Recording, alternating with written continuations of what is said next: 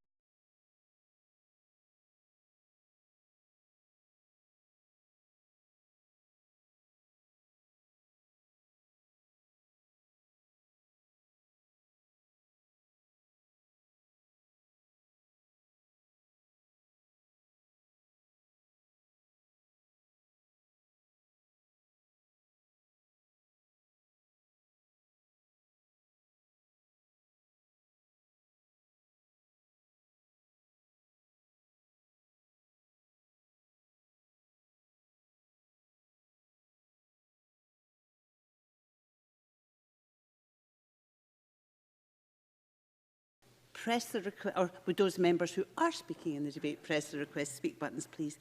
And I call on Fiona Hyslop to speak to and move the motion for 6 minutes, please, Cabinet Secretary. Presiding Officer, this debate is a direct consequence of Scotland being removed from the European Union against the clear majority view expressed by the people of Scotland in 2016. Most importantly, it is an opportunity for Parliament to stand firm in solidarity for all the EU citizens, 230,000 of them who live in Scotland. These citizens will be most immediately and directly affected by the UK leaving the EU on Friday. This Parliament has also repeatedly voted to express its opposition to Brexit in any form. And I believe that we must do what we can to demonstrate publicly our regret at what is about to happen on Friday. We need to give practical demonstration of the sense of loss that so many of us in this chamber and beyond will feel when we are no longer members of the European Union. The Scottish Government, for its part, has determined to fly the European flag in solidarity with EU citizens living here at St Andrew's House and Victoria Quay routinely, except where we are marking specific other occasions.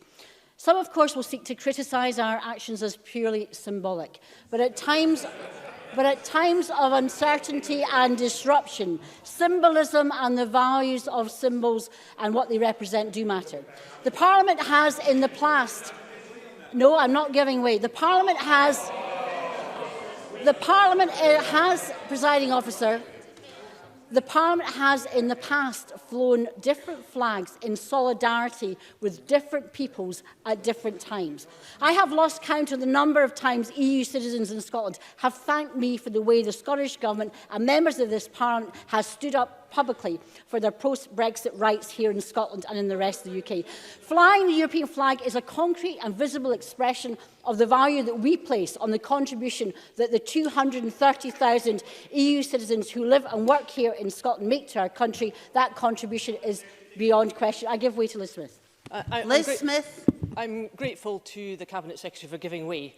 Does she recognise that there are values within this Parliament, some of which are on the mace in front of us, which are about how this Parliament works, and that this debate is much more about that than it is about flags? Fiona Hyslop. I will cover these points later in my speech. Our simple message to those EU citizens living here in Scotland, a message is that we want you to stay. Scotland is your home as it is our home, and that we want you to feel welcome. And in the coming days, weeks and months ahead, we will stand in solidarity with you at this time of great uncertainty. And flying the European flag is one way for Parliament to give practical expression to those views. This is the human dimension of Brexit. Families, many of whom have settled here for years, now feel uncertain about their futures. They deserve our support at this moment, in particular, in their place, their national parliament. EU citizens are our citizens. Almost 3,000 of my constituents are EU citizens. So when people say we should debate health or education and housing instead, they forget. Presiding Officer, they forget that EU citizens are our constituents, and they are our teachers, they are our doctors, they are our nurses. They build our houses and they care for our vulnerable, and our services will suffer without them. It's also reflecting on the fact that regardless of Brexit... Point of order, Neil Finlay. I don't know if it's the same with other parties. My party has no backbench speakers in this debate. I would have thought it would have been very much in order for the Cabinet Secretary, who's leading this debate on behalf of the Government, to take some intervention from backbenchers. That's a frontbencher. Don't you know that's a frontbencher? That is not a valid point of... Mr Finlay, please be quiet. That's not a valid point of order. It is up to the Speaker whether or not they take interventions. The format of this debate was agreed in the Business Bureau with all parties. Fiona Hyslop. It is also worth reflecting on the fact that regardless of Brexit, the UK will remain a member of the Council of Europe, and the European Convention of Human Rights, which is overseen by the Council, is embedded in every action we take in this Parliament. The European flag was in fact first adopted by the Council in 1955. It was only in 1985 that the then European communities adopted the flag. Therefore, even after Brexit, we will maintain an important relationship with the European flag. The aims of the Council of Europe speak directly to the values on which this Parliament is based. A joint endeavour to build peace and prosperity together while respecting democracy, human rights, the rule of law and diversity. Why should we publicly distance the Parliament from that institution? Presiding Officer, the fact that we're holding this debate today to seek to give a direction to the corporate body is not a step that we have taken lightly. And I agree. Presiding Officer, Liz Smith made a point which I am trying to address in my response. The fact we are holding this debate today is to seek to give a direction to the corporate body, and it is not a step that we have taken lightly. And I agree. Point of order, Mike Rumbles. Clarification, please, on the motion. I read it in the business bulletin. It was about a direction to the corporate body. Is that the case, that the government is trying to interfere with Parliament to direct the corporate body to change its mind?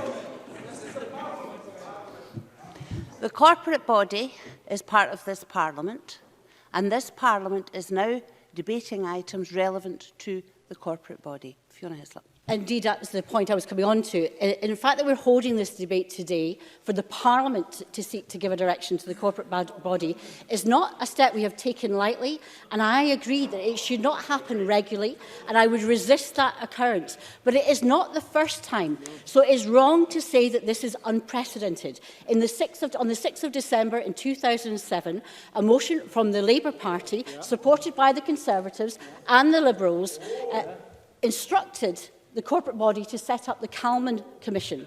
It was opposed at the time by the minority SNP government. Point of order, Mike Rumbles. Have I must be a little deaf, Presiding Officer, because I may be misunderstanding what the government are suggesting. Could I just ask for clarification? Did they suggest that the Parliament instructed the previous corporate body to overturn the decision? Did they do that? The content of any speech is that of the Cabinet Secretary. If she wishes to repeat that point, I'm sure you will hear it clearly if other members in the chamber would so allow. I have said it, I think, 3 times now, so I'm quite happy for the member to read the official report to understand the precedent I'm talking about, not one that should be used or used.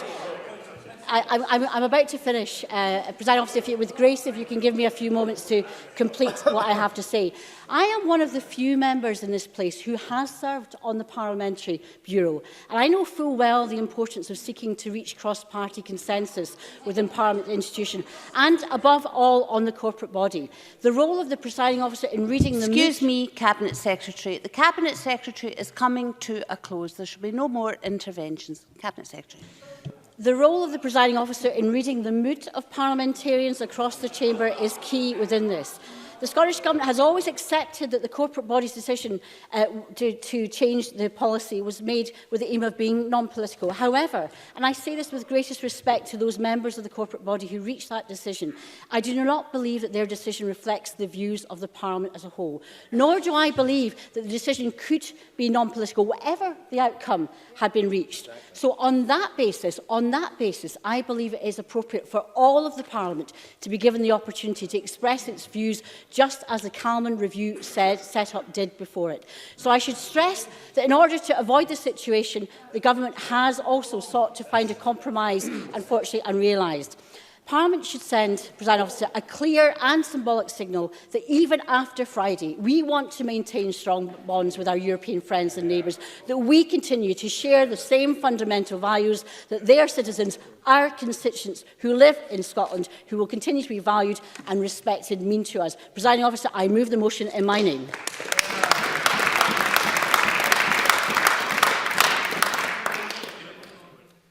Point of order, Neil Finlay.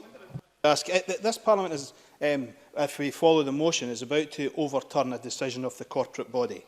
I think that's for the first time. If that's the case, would that not be tantamount to a vote of no confidence in the corporate body? And has the Chair had any indication as to what members of the corporate body might do at that situation?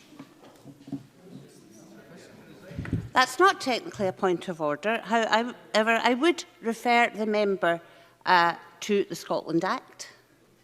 And if he feels very strongly about such things, he may well write to the Presiding Officer. And could I say, before we move on, that I understand that feelings get high about certain issues, but I am not at all content when I hear rudeness from any benches. And I'd appreciate it if members would bear that in mind. And I now call on Liz Smith to speak to and move Amendment 20625.2 for up to 5 minutes, please. Thank you, Deputy Presiding Officer. And I would like to focus my comments in this debate on my experience as a former member of the corporate body. But may I first say this, may I first apologise to the carers who are in the Parliament today, who I was due to meet at 1:45 and had to cancel.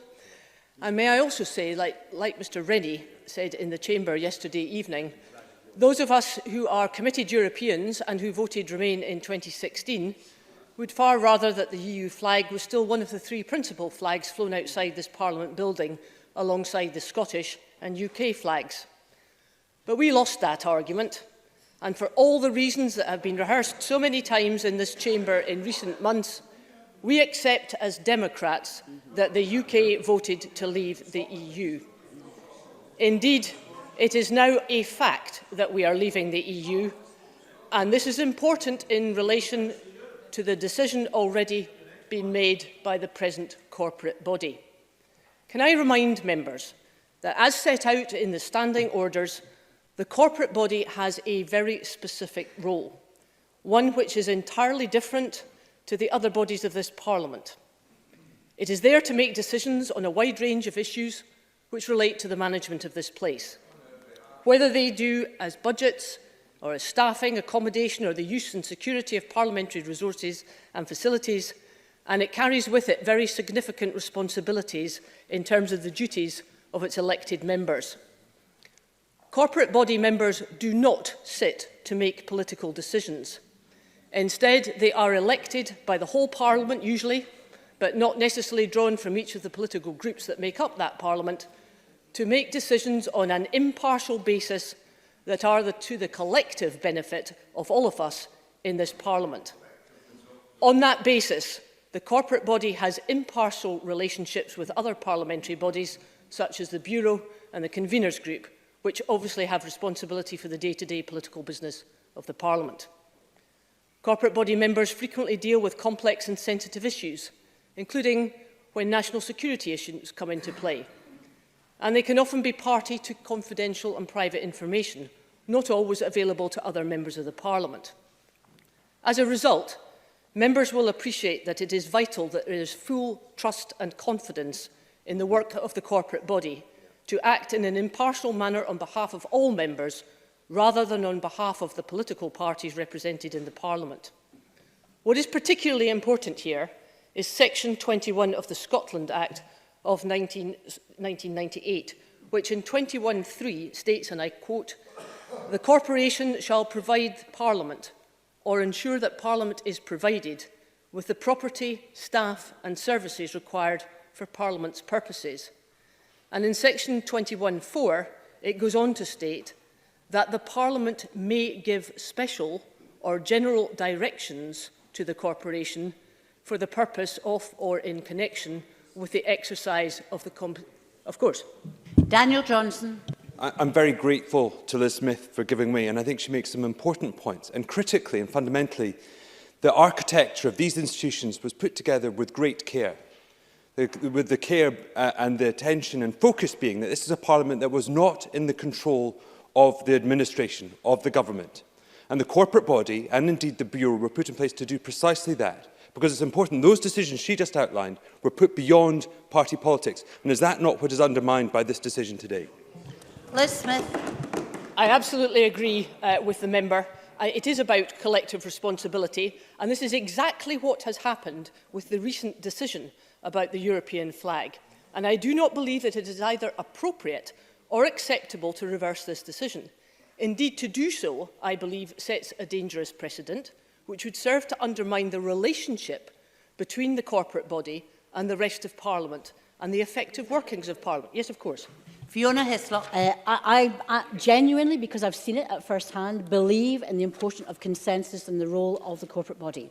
However, in a political situation, a highly political situation, which this is, either way, the role for all of Parliament to make a decision is there. That's what happened with the Calman review, which her party was part of in terms of the motion that called and instructed the corporate body. And the presiding officer at the time had no choice, under the explanation she's given, but to carry out the views at that time. Few and far between, but she's wrong to say that it's unprecedented. Liz Smith. I'm sorry to completely disagree. I am not wrong. It was not in a situation where it was overturned.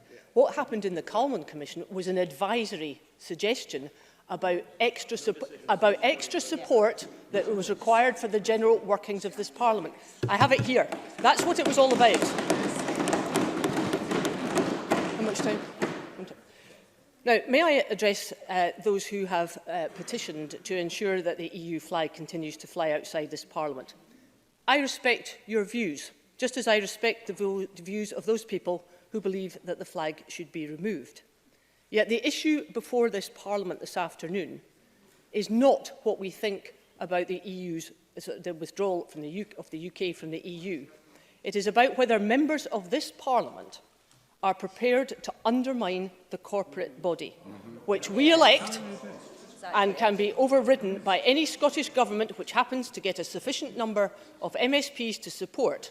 Are we well aware of the dangers that that could provide? So it is these issues that principally define the thinking on the Conservative Party this afternoon. I believe many other members in the Chamber agree with us, but there is also another issue. And that is what the public rightly expects of their members as they sit in this Parliament, and ensures that we are accountable for taxpayers' money. Just now, the public can see before us the business in front of us. 6 committee debates, 9 opposition business days, 8 stage 1 debates, 13 stage 3 debates and 88 LCMs. I don't believe for a minute that the public either wants or expects us to be spending time debating what flags are flying outside this building. They want us to sort our schools, our hospitals, our criminal justice system, and get on with addressing the issues that really matter to them in their daily lives. Not only has this government lost its way when it comes to looking after our public services, but it has lost its way when it comes to supporting the conventions of this Parliament. In short, this debate should not be happening, and I move the amendment in my name.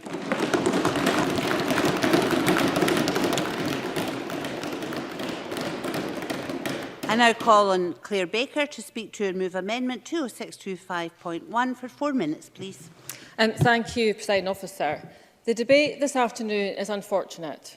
First, it is a fact that we are leaving the EU, a decision which I regret, but one which is now unavoidable. Secondly, there is an attempt to frame the debate as some kind of test of our commitment to EU citizens. Many of us are concerned about our EU citizens living in Scotland, and we do need to provide reassurance that they are welcome and valued in Scotland, but this needs to take place in a meaningful way. Thirdly, this is the first time I can recall that the Parliament is prepared to overturn a decision made by the Scottish Parliament corporate body. We have to ask ourselves what that means for the governance of the Parliament. If this vote is won by a small margin and changes the decision of the SPCB, that sets a precedent for a narrow vote to overturn the corporate body, and there's a clear risk of the Scottish Parliament beginning to direct and politicise the corporate body. We elect members to serve on the corporate body. They take on this role from each political party, but they're expected to leave their politics at the door and make decisions for the benefit of this Parliament and all its staff in good faith. I am very short for time. Jenny Ruth. Sorry, I thank Clare Baker for giving way. When a former Labour MSP tabled a motion on this very subject, proud Europeans like her colleague David Stewart and Alex Mohammedan were able to support that motion. Why not today? Clare Baker. I think that I am aware of the motion that was previously there, and I understand members have a range of views across the Parliament, but the corporate body is elected to represent the Parliament, and they made the decision in good faith, and I have concerns today about the Parliament being prepared to overturn that decision and undermine our fellow colleagues on that body. Considering the decision, I recognise there is a certain logic to it. The Scottish Parliament flies flags of unions we are a member of. By the weekend, we are no longer a member of the European Union. I have heard the case that it is a Council of Europe flag which was adopted by the European Union, but that does not reflect the reality of how the flag is universally recognised, or acknowledge that the Council of Europe often adapts the flag to distinguish it for its own use. The proposal to fly the EU flag on Europe Day brings the Scottish Parliament policy in line with the Scottish Government's own flag policy for Scottish Government buildings in Scotland. We should respect the independence of the corporate body and respect the decision of its members, a decision which was unanimous until it became a political football.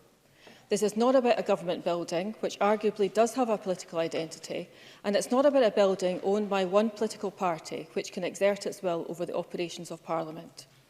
We are a responsible, elected, respected Parliament, and the neutrality of the institution is important. There will be an important role for Parliament in fostering European and international relationships, recognising the work of the Presiding Officer's office and the work of the International Office. As parliamentarians, we all have a role in welcoming migrants to Scotland and valuing their contribution, and we should be focusing on how we do that. The immigration policy that was published this week could be an example of where we can work together to make a positive difference. I have regard to the argument that challenges whether this is the best use of parliamentary time.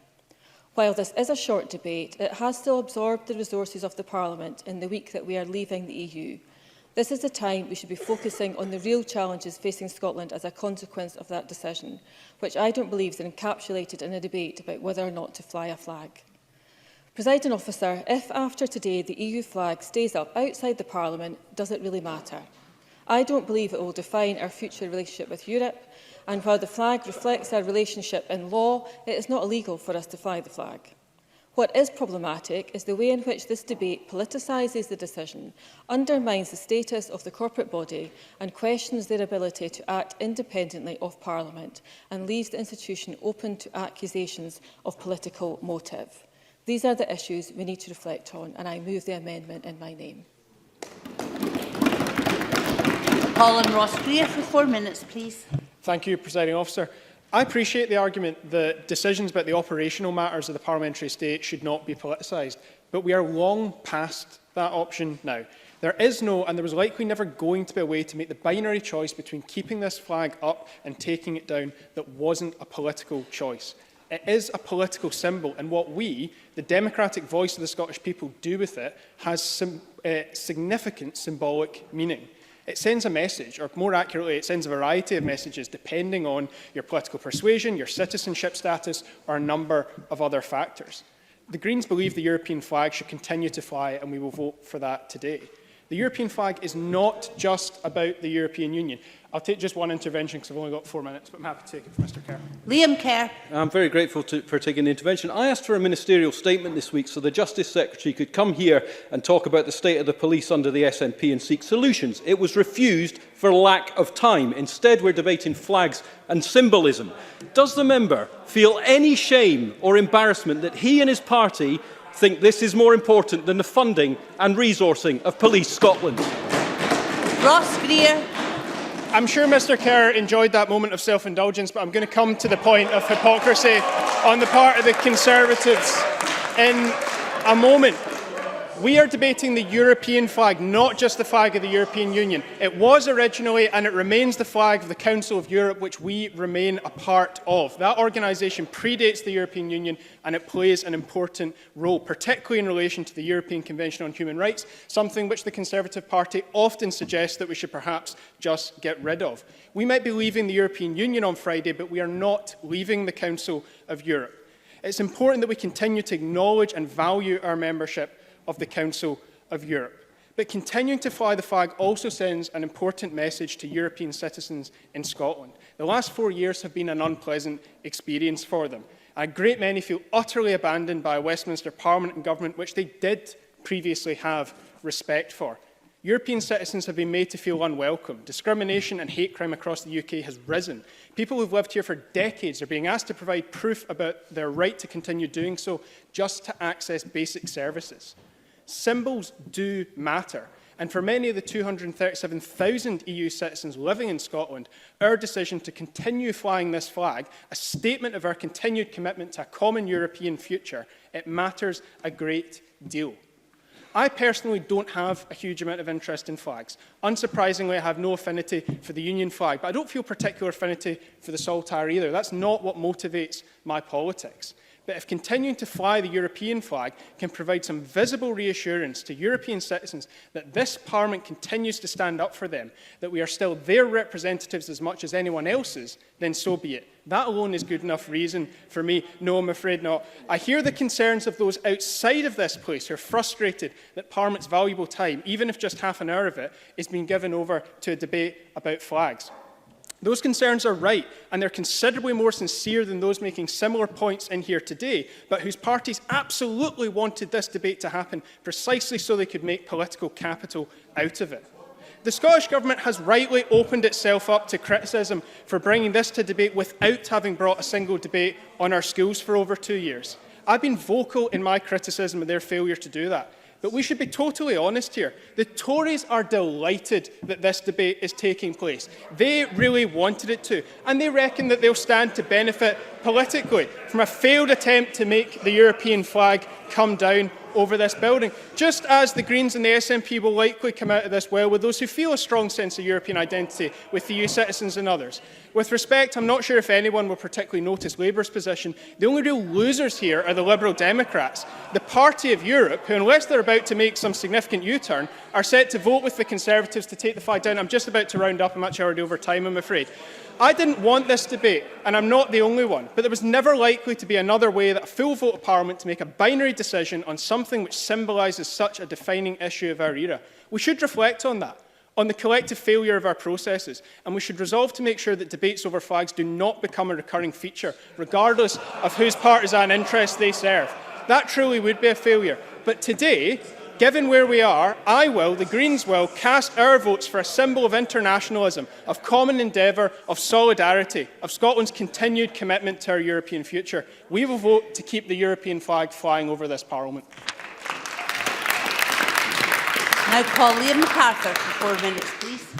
Thank you, Deputy Presiding Officer. It's a matter of deep regret to me that Parliament is having this debate on this government motion and has just been subjected to that contribution from Ross Gear.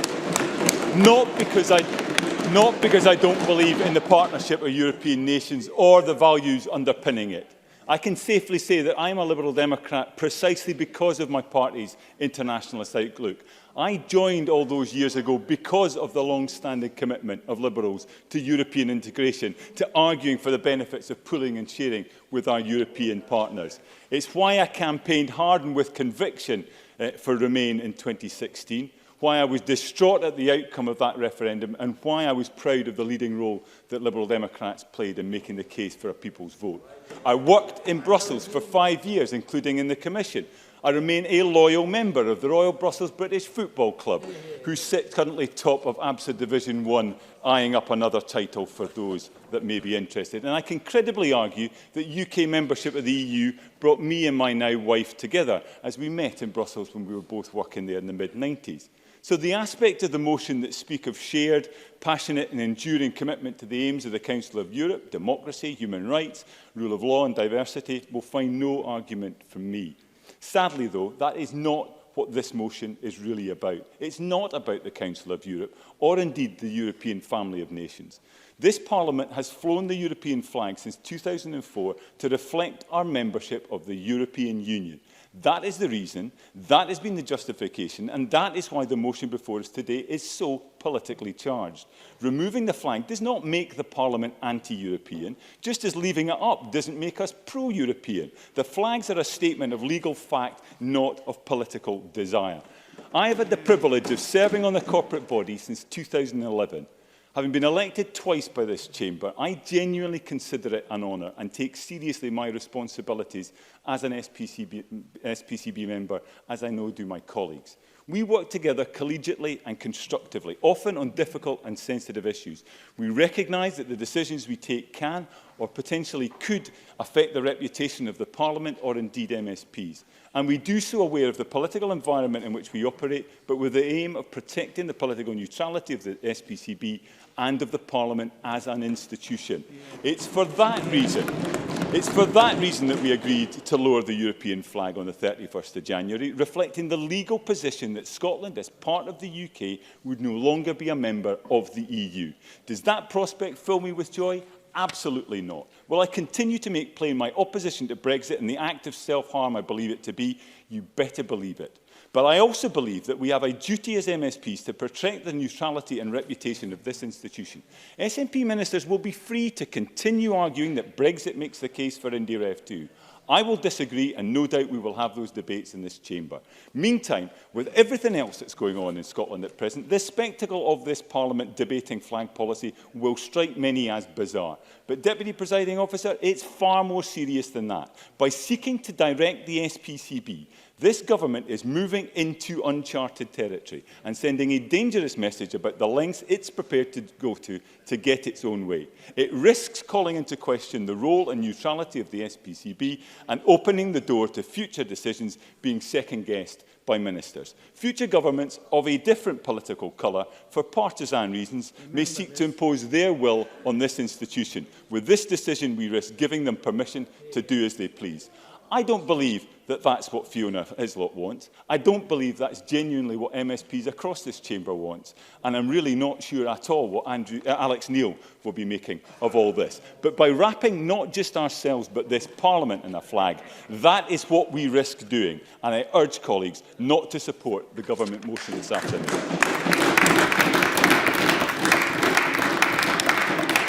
That concludes the debate on recognising Scotland in Europe, and it's now time to move on to the next item of business. If you would take your seats as quickly as possible, please.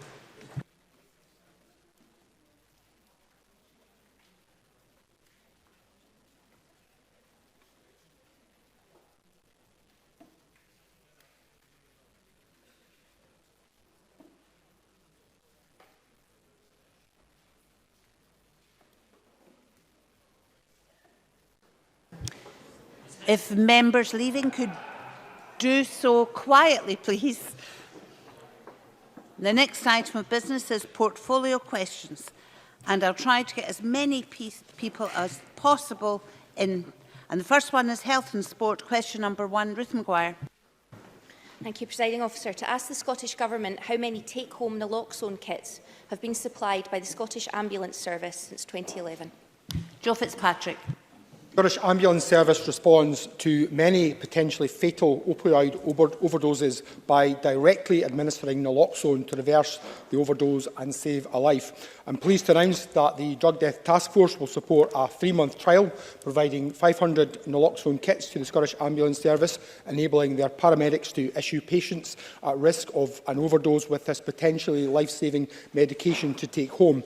I visited the Scottish Ambulance Service station in Springburn this morning, and I'm pleased to be able to report that training is almost complete and this trial is expected to start next week. Ruth Maguire. Thank the Minister for that very welcome announcement, Presiding Officer. These are preventable accidental deaths, and these actions will save lives, and they're lives worth saving. 514 naloxone kits were handed out in North Ayrshire in 2019.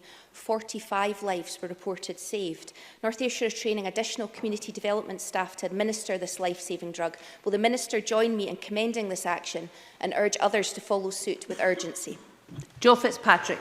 I absolutely would add my commendation to the actions and to the work. And it's something that is replicated across Scotland. Improving the provision of naloxone has been a key focus of the early work of the Drug Death Task Force, and improving provision of naloxone to the most vulnerable people, for instance, through the winter shelters, the work with the Scottish Ambulance Service, and amongst other people who come into direct contact with some of the most vulnerable people, is a very clear way that we could potentially save lives. Supplementary from Monica Lennon. Thank you. It is right that the Scottish Ambulance Service personnel are equipped to administer naloxone. However, the Minister will be aware that the Scottish Police Federation has resisted calls for officers to carry naloxone. So I'd like to hear his response to that. But also, the Government's national funding for the naloxone programme ended in 2015-16. Can the Minister confirm how much is currently available to fund naloxone kit provision and training across the country?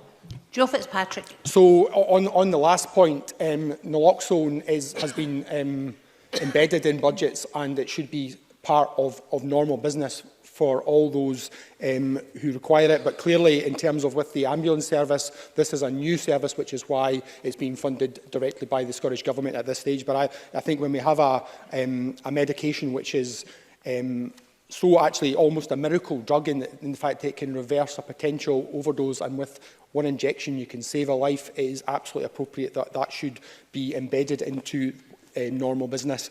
In relation to the police, dialogue remains ongoing between the Scottish Government and Police Scotland, and the Police Scotland have established a short life working group to address, along with its partners, the subjects of police access and carriage. One of the big challenges initially was around the fact that naloxone previously had to be injected, and that was one of the concerns that the Police Federation were raising. Clearly there's now a nasal injection, so hopefully that removes that barrier, and I'm really hopeful that the short-term working group that has been established will mean that those police officers who are most likely to come in contact with someone who is overdosed will be able to carry naloxone in the very near future. Question number 2, Alison Harris. Thank you. To ask the Scottish Government what action it is taking to reduce child and adolescent mental health service waiting times. Clare Hockey. I have been absolutely clear that long waits for children and young people to access mental health treatment are unacceptable. There is no simple solution in the face of increased demand for children and young people's mental health services, and that's why we're undertaking an ambitious programme of work to drive forward performance in mental health waiting times across Scotland, while also supporting early intervention in community settings and across the third sector, local government and the National Health Service. And this will build on the superb work of CAMHS teams across Scotland who are supporting thousands of young people all year round.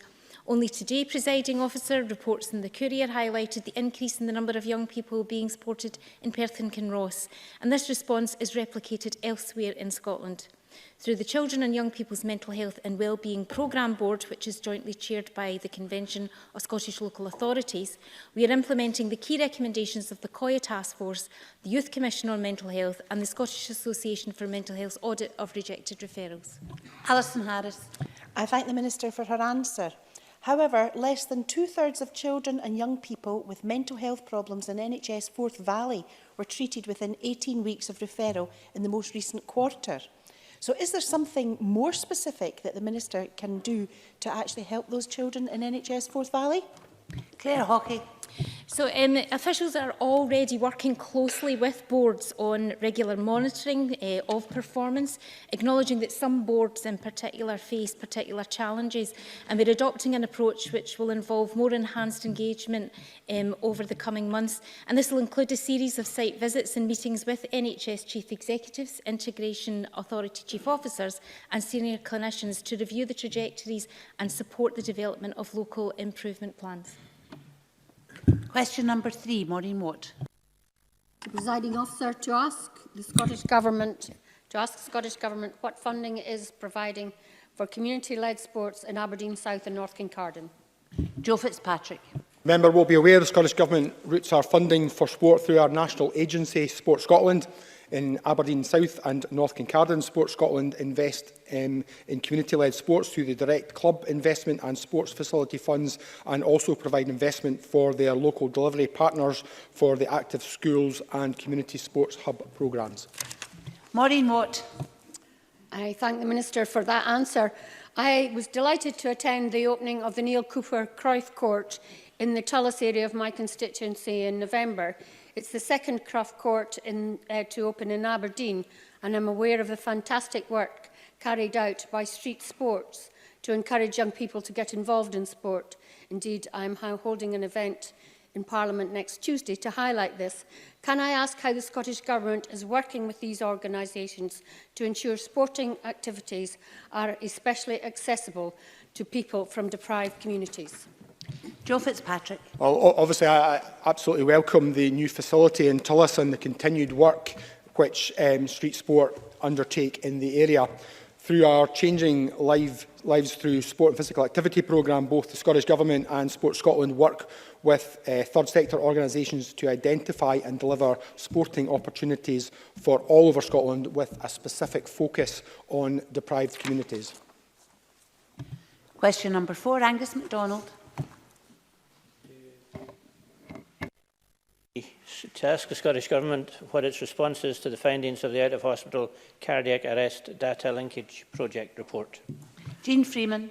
The report shows that Scotland's out-of-hospital cardiac arrest strategy is delivering real results. 64% of people who suffered a cardiac arrest outside of hospital in 2018-19 received CPR from bystanders, compared to 41% before the strategy was launched in 2015. And 1 in 10 who suffer an out-of-hospital cardiac arrest are surviving and leaving hospital, compared to 1 in 20 when the strategy was launched. These results are a real testament to the hard work of the Save a Life for Scotland partnership, which has equipped over 519,000 people in Scotland with life-saving CPR skills since 2015, and especially to all of those who have become involved, willing to learn the skills that could and do save a life.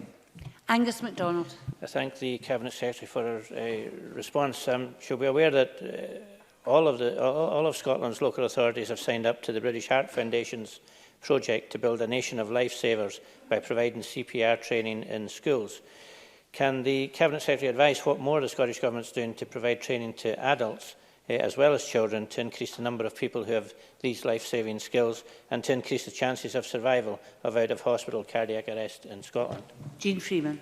So the 32 local authorities have made a very welcome commitment to a systematic and sustainable approach that will see every secondary pupil leaving school with CPR skills.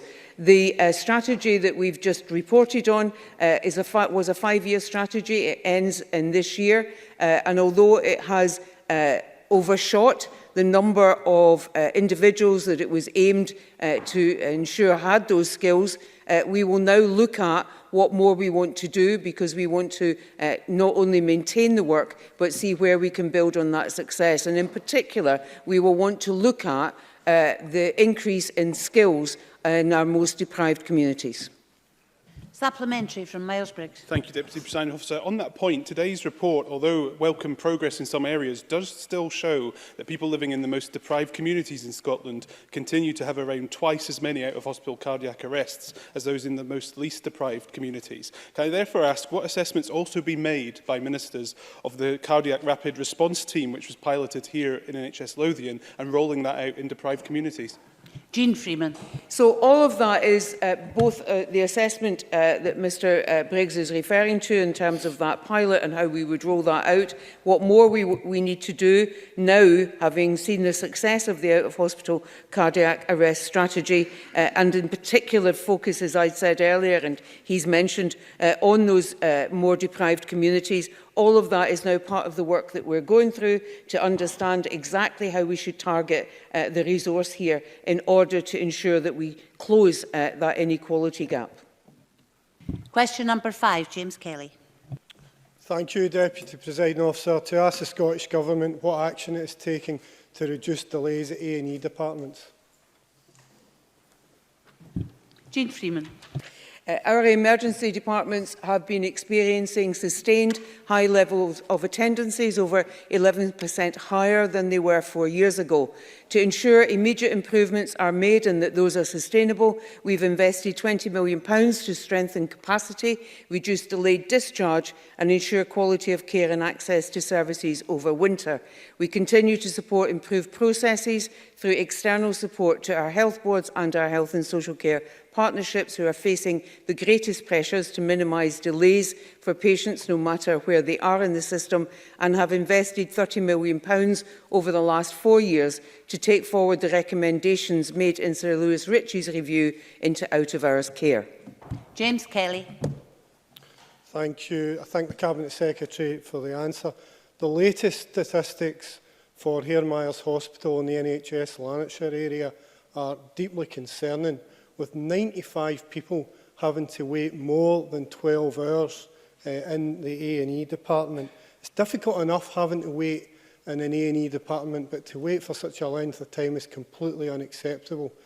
Cabinet Secretary, are you not embarrassed to be part of a government that's so out of touch, that's more interested in bringing a debate about flying flags than dealing with the concerns of constituents who are having to lie sick on trolleys waiting for treatment in A&E? Jean Freeman.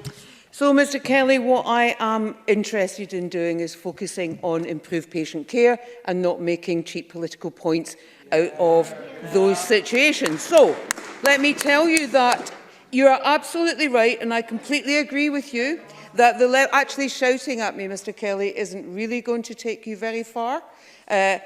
What I am concerned about, as indeed you appear to be, is the level of 12-hour delays and 8-hour delays as well. But what I am pleased to tell you is that that is coming down in part because of the actions that I've just outlined to you, coming down primarily because of the efforts of NHS staff. Our overall focus is to ensure that we continue to drive up performance to meet the targets. That includes reducing 12 and 8-hour waits. But I would say, in recognition of the work of our NHS staff in emergency departments and across our health and social care system, that we continue to be the best performing country in the UK for 4.5 years in meeting our targets in emergency and A&E. Supplementary from Alex Cole-Hamilton. Thank you, Deputy Presiding Officer. The Royal College of Emergency Medicine will confirm that the extended delays in A&E are not largely a result of performance in A&E departments themselves, but the fact that patients cannot be admitted to the wider hospital many times because of the absence of beds. This is caused by the fact that people are staying far too many nights in hospital after they're declared sick to go home. Does the Cabinet Secretary recognise that the interruption in flow caused by an inadequacy of provision in social care in our communities is leading to the delays in A&E? Jean Freeman. So, Mr Cole-Hamilton is in part right that part of the reason for the challenges that A&E is facing is the flow through the hospital, which is disrupted by delayed discharge. It's also about the quality and sustainability of out-of-hours care, which is operating in, by and large, a robust fashion across the country, with two particular exceptions, one of which is Greater Glasgow and Clyde, and as he knows, I've taken action on that. But we have invested £711 million in health and social care, and we know what needs to be done in order to improve delayed discharge. I could take Mr Cole-Hamilton to one health and social care partnership operating in a particular health board that has no delayed discharges, and its neighbouring health and social care partnership operating to the same health board that does have delayed discharges. Both of them receiving funds and support to the same proportion from this government. So therefore the question is, what do we need to do to improve performance in a way that is scalable and sustainable across the country? And that is what we are focused on with our partners in COSLA and with the specific actions from the Ministerial Strategic Group in order to ensure that across Scotland, all our health and social care partnerships reach the level of excellence that we are seeing in some. Question number 6, Mark Griffin. Thank you, Presiding Officer. To ask the Scottish Government what progress it is making on delivering a soft opt-out organ donation system following the passage of the Human Tissue Authorisation Scotland Act 2019. Joe Fitzpatrick. The Scottish Government is working in collaboration with NHS Blood and Transplant and the Scottish National Blood Transfusion Service to implement the Human Tissue Authorisation Scotland Act 2019. Work is underway on a number of work streams, including the development of guidance, training, updating IT systems, secondary legislation, as well as awareness raising and public information. We're confident all necessary steps will be in place in time for autumn this year. Mark Griffin. I thank the Minister for that answer. As the Minister said, he commenced provisions in relation to further consultation on the Act, but can you tell me what plans are in place to boost awareness, both about the change to an opt-out system of donation and when that public awareness campaign is likely to start? And can he also expand on the answer that he has given about what action has been taken to train NHS specifically so that they're ready to deliver that opt-out system as soon as possible? Joe Fitzpatrick. So, in relation to the first part of the question about public awareness, I think that's absolutely essential that we get that right in order to make sure that there continues to be confidence and in the system, and that is part of the safeguarding which underpins the system, is making sure people understand it. So that's aimed at making sure that people don't become donors if that's not what they would want, and that is, I think, very important. So awareness raising began last year and will continue, including a campaign which will peak at various points, utilising various different media outputs to reach the whole of the population. Importantly, that will include a mail drop to all households, supported by high-profile awareness campaign, including TV, radio, press, and leading up to introduction later this year.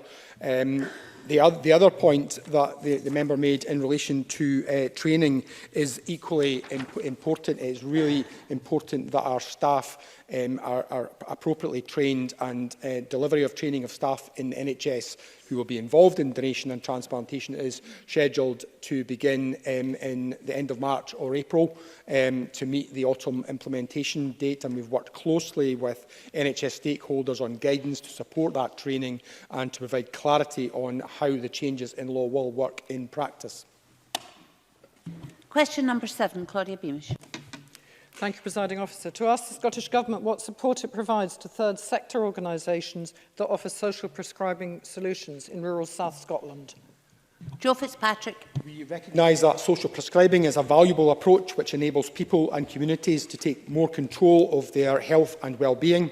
We're working together with partners to realise the benefits of social prescribing and develop effective links between local wellbeing initiatives and healthcare professionals who can connect people to those. For example, in the south of Scotland, we are contributing funding as part of the €8.7 million European Union Empower programme, which is working with third sector organisations in Dumfries and Galloway and Ayrshire and Arran to support the health and well-being of older people. Social prescribing and technology-enabled care are key components of this programme, and we're developing our approaches as it progresses. Claudia Beamish. Thank you, Presiding Officer, and I thank the Minister for that question and for that answer, rather. In 2016, the Royal College of General Practitioners, as you'll know, identified that 30 to 40% of GP consultation time was spent with patients who would benefit from community groups and services. And given the increased reliance and the recognised value of these non-medical routes, can the Scottish Government consider how future investment might be made directly in local communities, creating a more community asset-based approach, such as for Healthy Valleys in Lanark, where I stay? The member makes a very good point, and we are committed to helping the third sector to build and maintain the national third sector infrastructure, which supports charities and social enterprises and community groups and volunteers. In the budget for the 2019-20 Scottish budget, that included a dedicated third sector budget of almost £24 million. But I'm absolutely certain that we need to look at how we can take this further. I know that the Health and Sports Committee have taken a considerable amount of evidence on this, and we'll have a debate about how we can take that to the next level, really, in terms of making sure that everyone in primary care realises the benefit and potential benefit to individuals and to the wider health service of social prescribing. That concludes questions on health and sport. I'm sorry that we didn't reach Mr Cole-Hamilton's question. Can I say to members, we are a wee bit over time, and we only had 3 supplementaries there, so perhaps have a think to the length of both questions and answers for the future. We now move on to portfolio questions on communities and local government. Question number 1 wasn't lodged. Question number 2, Alison Johnson. I refer members to my list of registered interests. I'm a committee member of Fields and Trust Scotland, to ask the Scottish Government what action it is taking to record the loss of green space in Scotland. Kevin Stewart. Thank you, Presiding Officer. The Scottish Government contributes towards funding for Ordnance Survey, who maintain the green space map, which is updated every 6 months. We also funded the latest State of Scotland's Green Space report, which provides data on the amount and types of green space, as well as a baseline for measuring change across urban Scotland. Alison Johnson. Thank you. The SNP previously announced a moratorium on the sale of playing fields, but we appear instead to have had a moratorium on a report that helped us understand a little of what was being lost. So can the Minister confirm why the publication of the annual report that was entitled Planning Applications Affecting Playing Fields ceased? And will the Minister commit to publish an annual update that is more specific than the examples he's previously given? Thank you. Kevin Stewart. Presiding Officer, I don't have that information to hand. I'm unaware of the document that Ms Johnson talks of, but I am more than willing to write to her on all of that. Can I say that in general, the Government, in terms of National Planning Framework 3, aim to significantly enhance green infrastructure networks, particularly in and around our cities and towns. And of course, we designate the Central Scotland Green Network as a national development. It is Europe's largest green space project, stretching across the Central Belt. Supplementary, Graham Simpson. Thank you, Deputy Presiding Officer. In light of the climate emergency, would the Minister agree with me that it would be entirely wrong for councils to give the go-ahead to large-scale developments in greenbelt land? Kevin Stewart. Those are matters for local authorities. Obviously, the climate emergency is something that we have to look at, all of us have to look at, and how we develop policy for the future. And as Mr Simpson is aware, Presiding Officer, the new Planning Act makes it a statutory duty for planning authorities to prepare open space strategies, including an audit of existing open space provision. And open space should be part of all that they do in formulating local development plans and regional spatial strategies. And my expectation would be that local authorities use their logic and their local knowledge about getting this right and ensuring that we do all that we can to combat the climate emergency. Question number 3, Miles Briggs. Thank you. To ask the Scottish Government what actions are being taken by SNP ministers to reduce the number of children living in temporary accommodation across Edinburgh. Presiding Officer, I don't want to see any children living in temporary accommodation, so I am very disappointed to see that the number continue to rise in Edinburgh City. I met with the Chief Executive and the Housing Convener of the Council last week on the 21st of January and discussed the progress they're making towards transforming the homelessness system to ensure that children don't live in unsuitable accommodation such as bed and breakfasts. Our transition to a rapid rehousing approach will ensure that homeless households, including those with children, spend as short a time as possible in temporary accommodation before moving to a permanent settled home. And to support this, we are investing £32.5 million in rapid rehousing and Housing First in partnership with all of our local authorities. Miles Briggs. I thank the Minister for that thorough answer, but he'll be aware of the statistics that both Edinburgh City Council and Glasgow City Council have pretty much cancelled out all the progress which is made across other councils in Scotland. Now, given that the figures are showing that these councils are not meeting their statutory duties around this, and given specific issues that families are experiencing both in Edinburgh and in Glasgow, with legal action now being taken actually against Glasgow City Council, what other actions do ministers look to take specifically in Glasgow and Edinburgh, given that we're seeing increases where the rest of the country are seeing decreases now? Kevin Stewart. Thank you, Presiding Officer, and apologies for coming in before you called me last time. Mr Briggs will be well aware that I continue to discuss these matters with local authorities on a regular basis. I think it would be fair to say that I'm not particularly happy at some of the things that have gone on in the local authorities that Mr Briggs has mentioned. In terms of Glasgow, the legal action that Mr Briggs has talked about is actually suspended at this moment in time. The Scottish Housing Regulator is going in and looking at practice in Glasgow again, and obviously I will look very carefully at how they report back on progress in terms of improvement. To be fair to both local authorities, though, they are embarking on a significant amount of change. And here in Edinburgh, I went just last week or the week before to a supported accommodation household, which I think is quite exceptional. And it's the kind of thing that needs to be replicated in other places.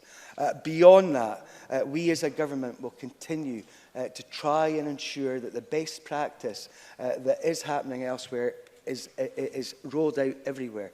And I have to say, Presiding Officer, reading some reports today, I'd like to praise Perth and Kinross Council for the efforts that they have made in terms of reducing the amount of folks applying as homeless dramatically. And I think there are lessons to be learned from there.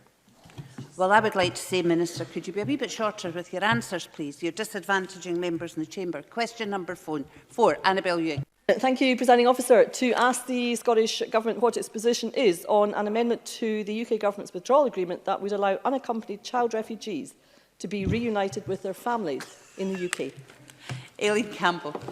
I was both shocked and saddened and totally disagree with the UK Government's decision, backed by the Conservative Party, to vote to defeat an amendment by Lord Dubs that would have reinstated a guarantee that unaccompanied asylum-seeking children could continue to join relatives in the UK after Brexit.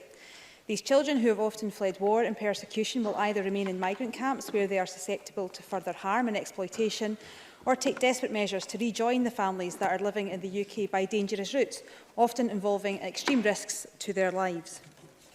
Annabel Ewing. I thank the Cabinet Secretary for her answer, and I do share her sadness at the very regrettable fact that the Dubs amendment in the Lords was rejected by the UK Government. Given that, what can the Scottish Government do to ensure that we here in Scotland, unlike the callous UK Tory Government, do not turn our backs on these very vulnerable refugee children who have families here. Aileen Campbell. Yeah, President Officer, I did hear some laughter at that question, a very serious question. I guess it is sad that following yesterday's consensual debate marking Holocaust Memorial Day that we are still seeing failures to step up and help those facing persecution. Scotland has a long and proud history of welcome asylum seekers and refugees from all over the world. We believe that this welcome should most obviously extend to unaccompanied children seeking asylum in Scotland, children who are amongst the most vulnerable in the world. They have faced extraordinary levels of adversity to get here. They deserve to be supported and protected. So we will continue to press the UK Government to outline their plans for these most vulnerable children as soon as possible following the passing of the UK Withdrawal Act. The UK Government made a commitment to rehome 480 children from migrant camps in Europe, but they have seem to have turned their back on the world and these vulnerable children. Question number 5, Tom Arthur. To ask the Scottish Government how it supports regeneration in communities in the Renfrewshire South constituency. Aileen Campbell. The Scottish Government works closely with local authorities and other partners to support regeneration through a combination of funding and investment. Our support includes the local delivery of the Town Centre Fund, the Regeneration Capital Grant Fund, the Empowering Communities Programme and Business Improvement Districts. I know that in Johnson and Linwood, in Tom Arthur's constituency, the community are very active in efforts to revitalise their town centres and have respectively accessed funding through the Town Centre Fund and the Regeneration Capital Grant Fund to deliver regeneration projects in their towns. Tom Arthur. Can I thank the Cabinet Secretary for that answer, and can I ask as Cabinet Secretary what role she believes regeneration can play in supporting town centres to adapt to the changing retail environment brought about by out-of-town shopping centres and the growth of online shopping? Aileen Campbell.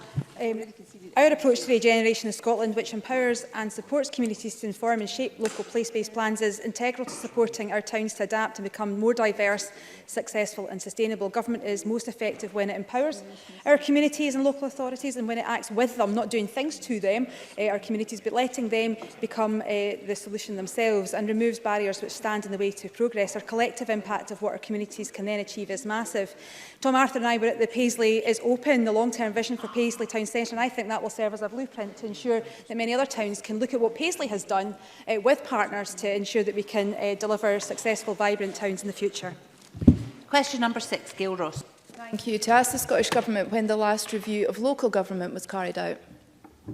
Aileen Campbell. The last major review of Scottish local government was the Local Government etc. Scotland Act 1994, which took effect in 1996 and created the 32 unitary local authorities that we have today. Gail Ross. I thank the Cabinet Secretary for that response. The Highland Council covers a huge and diversely geographical area, with 74 councillors covering a third of the land area of Scotland, or 9,906 square miles, including 14 island communities and areas classed as remote and very remote rural. Isn't it time that Inverness had its own local authority, allowing the remote rural areas to receive the representation that will more suit their unique needs? Aileen Campbell. So I recognise much of what Gail Ross says and recognise the geography of Highland Council and the challenges that brings out. Separating Inverness, however, would still leave around 80% of Highland Council's population remaining in one authority, and it may not address the wider geographical issues. Any changes to Highland Council would be part of a wider review of all local authority areas in Scotland, and we have no current plan to carry out such a wider review. Nonetheless, the local governance review aims to look to rebalance democracy and empower our people and our communities. And so, given the issues that Gail Ross raises, I'm happy to meet with her to look to ensure that we get thorough responses from the communities that she represents in the Highlands to help shape and mould that work as it goes forward. Short supplementary, please, from Kenneth Gibson. Thank you, Presiding Officer. Does Cabinet Secretary agree that the current structures of the NHS, local government and governmental agencies, together with integrated joint boards, growth deals and community planning partnerships, are understood by only a fraction of the population, and that work to declutter the public sector to focus more effectively and transparently on service delivery is therefore essential? Aileen Campbell. So again, I think that question absolutely flows from what I've mentioned around our local governance review to make sure that we have appropriate levels of governance and accountability in our country, and that's why, as part of the joint local governance review, the Scottish Government and COSLA have recently invited Scotland's public sector leaders, including all councils, to submit their proposals for alternative governance arrangements which can improve people's lives. This includes proposals to tailor local circumstances and aim to improve effectiveness, efficiency and transparency as much as possible, to try and look at some of that clutter that I think Kenny Gibson may have described. Question number 7, Colin Smith. Thank you, Presiding Officer. To ask the Scottish Government what its response is to the decision by Dumfries and Galloway Housing Partnership to enter into partnership with the Wheatley Group. Kevin Stewart. Presiding Officer, this decision was a matter for the board of Dumfries and Galloway Housing Partnership following a ballot of its tenants to protect tenants' interests and deliver on the opportunities and the commitments made by Wheatley. This will benefit Dumfries and Galloway Housing Partnership's customers, staff and communities while retaining local accountability. Excuse me, Mr Smith. Could I ask people not to have what I'm picking up as shouted conversations across empty seats, please, and have a bit of respect for the Chamber? Colin Smith. Can I thank the Minister for that answer, and given the extent to which DGHP had lost its way when it came to building new homes and refurbishing existing properties, I welcome the positive investment plans in the new partnership with the Wheatley Group, which the Minister mentions. But the Government's own figures published yesterday reveal that in Dumfries and Galloway, the number of homelessness applications is not fallen, with 864 last year alone. Will the Minister give an assurance that there will be no reduction in the budget next year for grants for new social housing, so the new partnership in Dumfries and Galloway can play a full part in building the homes we desperately need to end the shame of homelessness in the region? Kevin Stewart. In terms of the affordable housing programme, the planning assumptions for that were laid out some time ago. And we are seeing new builds in Dumfries and Galloway delivered by Cunningham Housing Association. Unfortunately, because of the troubles that they experienced, Dumfries and Galloway Housing Partnership did not invest in as much as it should in new homes. And I think there's a huge opportunity here with Wheatley moving into the area. As I said, it protects existing tenants and addresses the financial and capacity risks that the organisation was facing. And the partnership arrangement includes some very positive things, including a rent cap of 2%, detailed plans for additional investment in existing housing stock, the first new build houses programme, a new handy person service and recruitment of DGHP's first modern apprentices. Good news for Dumfries and Galloway. Question number 8, Mark Ruskell. Thank you. To ask the Scottish Government how its planning policy is guiding the siting of thermal electricity generating capacity under 50 megawatts. Kevin Stewart. Presiding Officer, current Scottish planning policy does not contain specific policies to guide the siting of thermal electricity generating capacity under 50 megawatts. However, it sets out a range of considerations to be taken into account when preparing local development plans and determining applications for energy infrastructure projects, including environmental and community impacts. And we are currently reviewing all national planning policies to inform the preparation of National Planning Framework 4. Mark Ruskell. Can I thank the Minister for that response? I mean, he'll obviously be aware of the situation we have in Fife at the moment, where there's a free-for-all of planning applications for polluting gas peaking plants and waste incinerators. Can you commit, as part of that review into planning policy, to update guidance to councils so that they can take the climate emergency into consideration, and also the cumulative impact of siting these developments very close together, as was proposed just this week in Inverkeithing? Kevin Stewart. Presiding Officers, the member is very well aware I cannot comment on individual planning applications, and I know that there are live ones in Fife at this moment in time. What I would say to Mr Ruskell and to other members in the Chamber in this area and in other areas when it comes to planning, I would encourage folk to get involved in the shaping of MPF 4 and that review of Scottish planning policy. We have a new website which helps folk break down the separate areas of business that we'll be looking at. I would encourage Mr Ruskell and others to look at that, and encourage our constituents too. That concludes portfolio questions on communities and local government, and we'll move on to the next item of business. Would anyone who's shifting seats please do so quietly and quickly.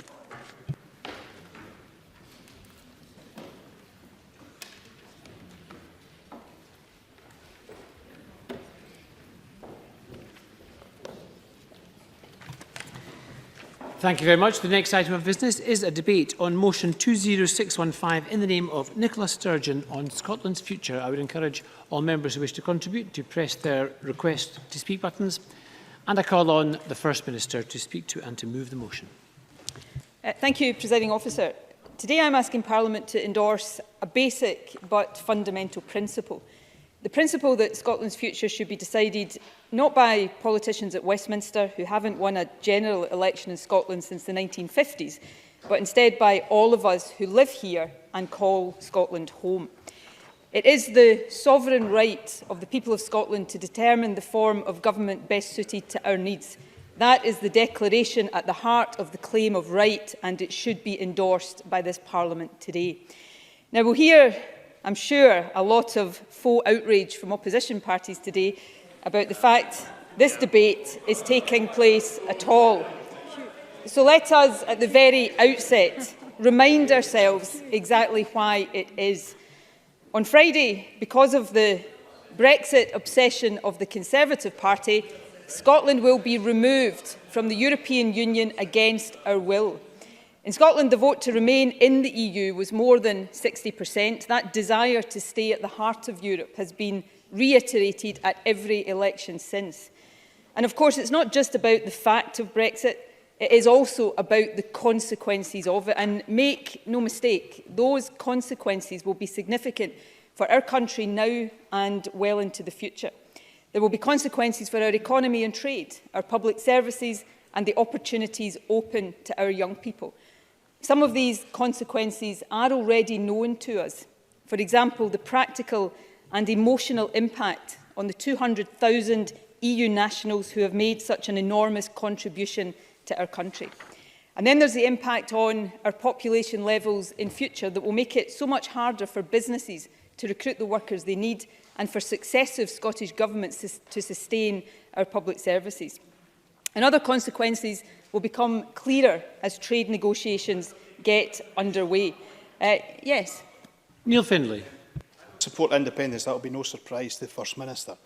But had this motion been more realistic and rational, I might have voted for it, because I absolutely believe in the sovereign right of the Scottish people to decide their future. But the First Minister herself has said that we do not know all of the implications of Brexit. We don't. Therefore, it is unrealistic to have any referendum until we know exactly what's happening with Brexit. First Minister. Well, look, Neil Findlay, I think, has a more respectable position on this than many of his colleagues. But you either accept Scotland's right to choose our own future or you don't. It's not conditional on what you think that choice should be. And that's the principle at the heart of this debate. But as I was saying, Presiding Officer, other consequences will become clearer as these trade negotiations get underway. And contrary to what we hear, and indeed as Neil Findlay has said, Brexit is not yet done. But these trade negotiations are about to be led by a UK government that is completely deaf to Scotland's interests, needs and voice. At no point in the past 3.5 years since the Brexit vote has any effort whatsoever been made to understand Scotland's different views or accommodate our interests in any way. Indeed, as recently as Monday, when the Scottish Government published practical proposals on migration, backed by businesses and Civic Scotland, designed to work within the current constitutional arrangements, the response of the UK Government was to dismiss them out of hand with no consideration whatsoever. That's the reality Scotland faces as part of the Westminster system, and it is not good enough. I hope Jackson Carlow will back our migration proposals. Jackson Carlow. First Minister, if you were trying to build a genuine consensus in this Parliament around proposals, I thought you might have circulated them or offered them to the leaders of the other political parties. I've still received no such communication from your office. I don't know how you expect us to build some sort of consensus when all you do is grandstand in public and shout about, rather than actually circulating them to this Parliament. First Minister. I can share it with Jackson Carlow that the proposals are available on the internet. I'm sure he is able to use a computer. But in the interest of consensus, I will ensure that a copy is personally delivered to Jackson Carlaw's office later this afternoon, and then perhaps we can get his support for that, and he can perhaps try to persuade the UK Government not to dismiss them out of hand. I wait for that intervention from Jackson Carlaw. But, you know, having our future imposed on us by a UK Government that is utterly contemptuous of our views, it isn't good enough. And contemptuous of our interests, and a government more so that seems intent not on preserving a close relationship with the EU, but on the right to diverge and deregulate. And what that means in future for workers' rights, environmental protections, for the shape of our economy and the nature of our society will be profound. And, you know, Labour in particular perhaps should reflect on this. If they continue to stand against the right of the Scottish people to even consider a different future, then it is that Tory vision for Scotland's future that they are giving the green light to. A Tory vision driven on the part of some by jingoism and xenophobia. A Tory vision that will narrow the horizons of the next generation, make the country poorer and hit hardest those who are already poor and vulnerable. If Labour stands aside and lets that come to pass, then it will be on them just as much as on the Conservatives. Presiding Officer, at the heart of all of this is a basic fact. Brexit and everything that will flow from it is happening against the will of the vast majority of the Scottish people. It is an affront to democracy. And of course, it represents a material change of circumstances from those that we faced in the 2014 independence referendum. You know, back then, the message from those on the anti-independence side could not have been clearer. The only way to protect EU membership, they said, was to reject independence. As Ruth Davidson said, and I am quoting her directly, no means we stay in, we are members of the EU. Of course, they also told us then that the Tories probably wouldn't win the next election and the prospect of Boris Johnson becoming Prime Minister was just a scare story. And yet now, because we are not independent, we have a Boris Johnson-led majority government that Scotland did not vote for, and we stand just 2 days away from losing our EU membership and all of the rights that go with it.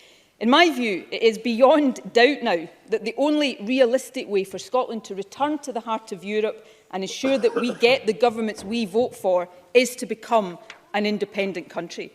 Now, I accept, in a moment, that many, including the member trying to intervene in this chamber and across the country, take a different view of independence. That is entirely legitimate. But what should be beyond any democratic argument in light of the material change of circumstances that Brexit represents is that it must be Scotland's choice to make. And it must be for this Parliament, not Westminster, to determine when and on what basis an independence referendum should take place, a view, of course, backed by more than 60% of people in Scotland in a poll just at the weekend. And on that point, I'm very happy to give way. Mike Rumbles. I thank the First Minister for giving way, and it's really appropriate at that point because he's just quoted an opinion poll of 60%. But we did actually have a vote last month, and 55%, the majority of Scottish vote. You might not like this, but this is the fact. 55% of Scottish voters Can we hear the question, please? Voted for candidates who did not want another referendum. How about recognising a democratic mandate? First Minister. I know at least one Liberal Democrat candidate who stood in that election in Scotland who backs Scottish independence, so I think the argument is somewhat flawed. But of course, let's go on to elections, Presiding Officer. My party has now won 3 successive elections on a manifesto commitment to offer people a choice, not to impose a future on them as the Tories want to do, but to give them a choice between accepting Brexit as part of the Westminster system or choosing a different future as an independent country. In the general election just past, it was the Tories who explicitly recognised that the result would provide a mandate. It was on the ballot paper, they said. A vote for the SNP was a vote for a referendum, and the only way to stop it was to vote Tory. Well, people cast their verdict. In that election, the Tories lost more than half of their seats, and the SNP won a higher share of the vote than Boris Johnson did UK-wide. The democratic case for allowing people in Scotland to decide whether or not to become an independent country is overwhelming. And it is that principle, not the substance of the independence issue, that Parliament has been asked to endorse today. But of course, it is hard to escape the conclusion that it is their fear of the choice Scotland would make on the substantive question that is driving the anti-democratic position of the opposition parties. Parties who had confidence in their case, who believed that it would win the day, would have no problem whatsoever with trusting the people of Scotland to make the choice. It is only ever parties who know that their arguments are bust that have to resort to blocking democracy.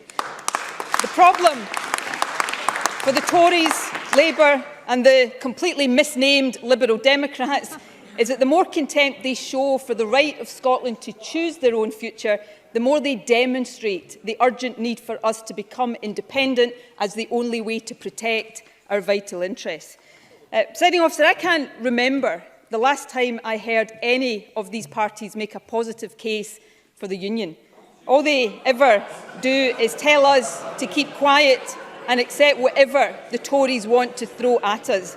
For my part, I will make and continue to make the positive case for independence. It is the means by which we can shape our own future and build a better Scotland.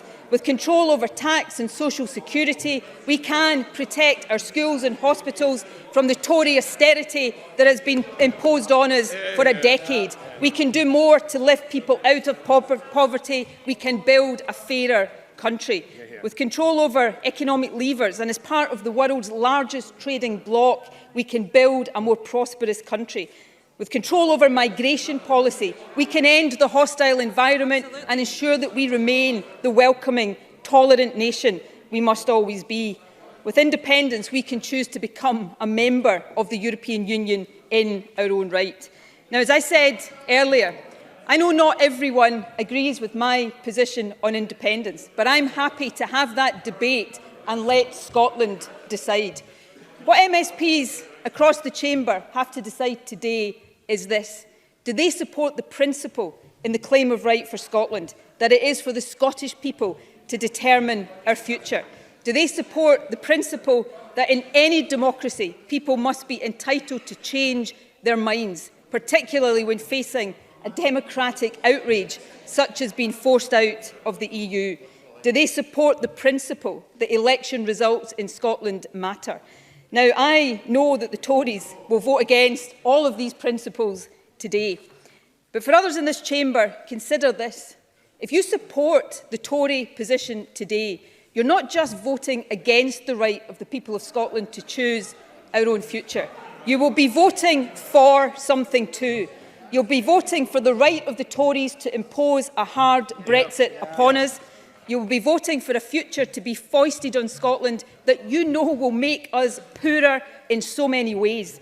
You'll be voting to expose our workers' rights and environmental protections to a Tory party threatening a race to the bottom.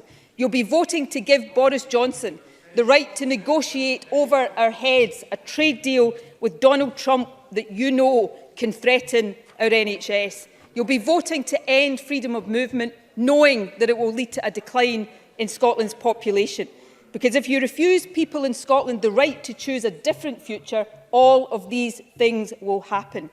Given what the Tories have in store, proposing a further decision on independence isn't simply legitimate, it is necessary.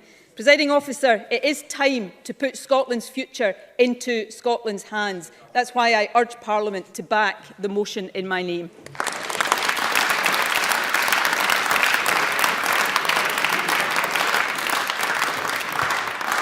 Thank you. I call Jackson Carlo to open for the Conservatives. Thank you, Presiding Officer. Can I begin by thanking the First Minister for fulfilling, really in my experience, a promise made in this Parliament for the very first time.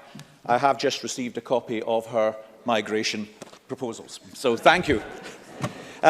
I move and speak to the amendment in my name. And let's be upfront about why we are here today. It's not because the First Minister thinks she is going to hold a referendum this year. She knows that's not going to happen.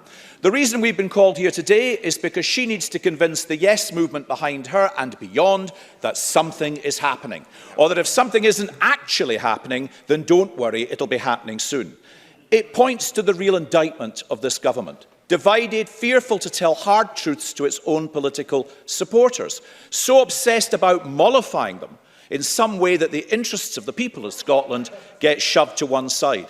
Well, if the First Minister feels the need to attend marches in her spare time to shore up her position with Joanna Cherry and the diehards, then that's up to her. But I don't see why the majority of the country have to play along with this ridiculous charade. She says there'll be a referendum by Christmas. Really?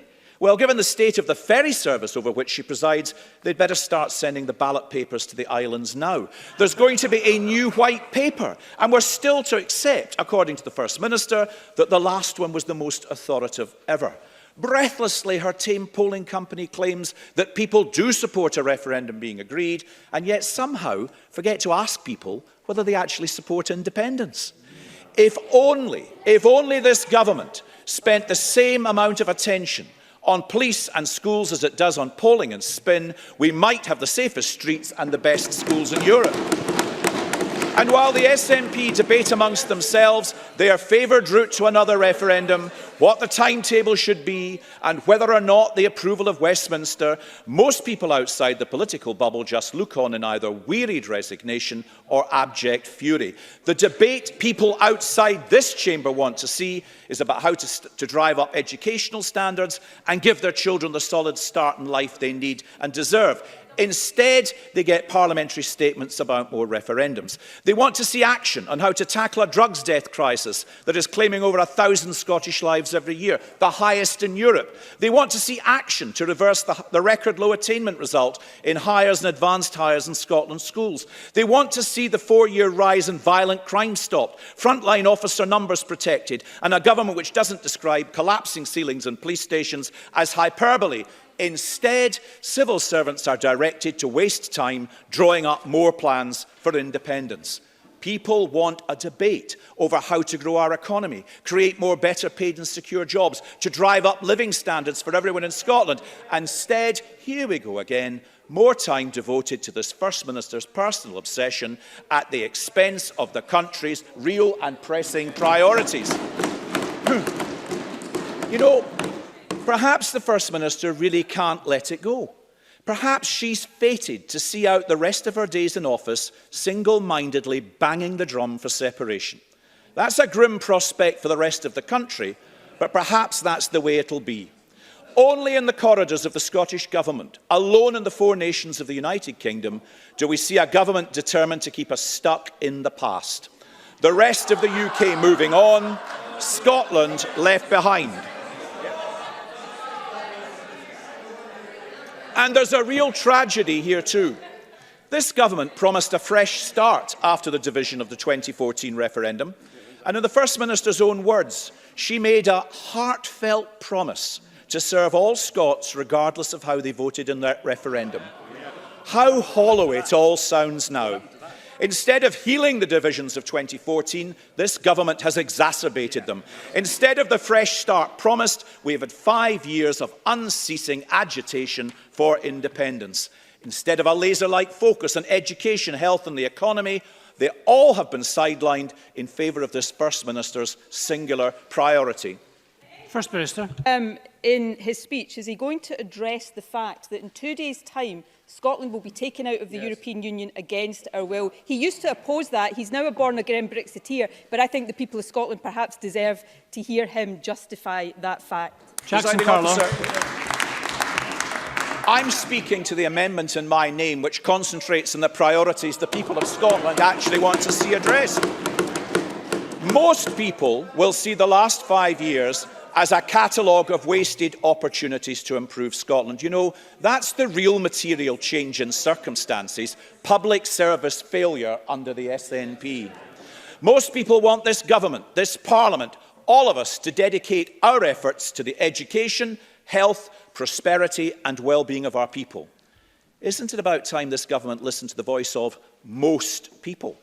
Isn't it time this First Minister finally acted on the pledge she made back at the start of her term in office to serve all Scots and the interests of all Scots, whether they voted for or against independence? Isn't it time this First Minister and this government put aside their endless campaign for another constitutional, for a vote a consistent majority of the people of this country don't want, and instead focused on the real priorities of our country? Today, Another 2.5 hours of parliamentary time will be wasted on debating yet another statement on independence, in which there was nothing new. That's all to be saved for other people, not this Parliament, on Friday. Instead, let's get back to the business the people outside this chamber elected us to deal with. Presiding Officer, First Minister, make this the last such debate. We're fed up.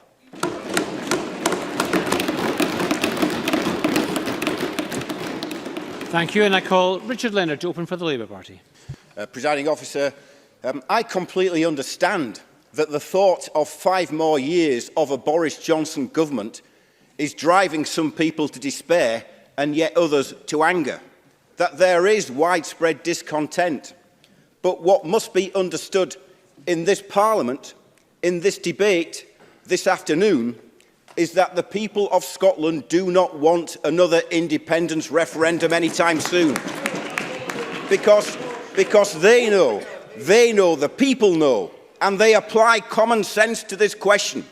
They know that we need to do some hard thinking and work hard through the Brexit situation, and they know that until we do that, given the profound uncertainty about the nature and terms of our future economic relationship, our trading relationship, and the future social and cultural relationships between the people of the United Kingdom and the people of the European Union, that a referendum in 2020 makes no sense whatsoever.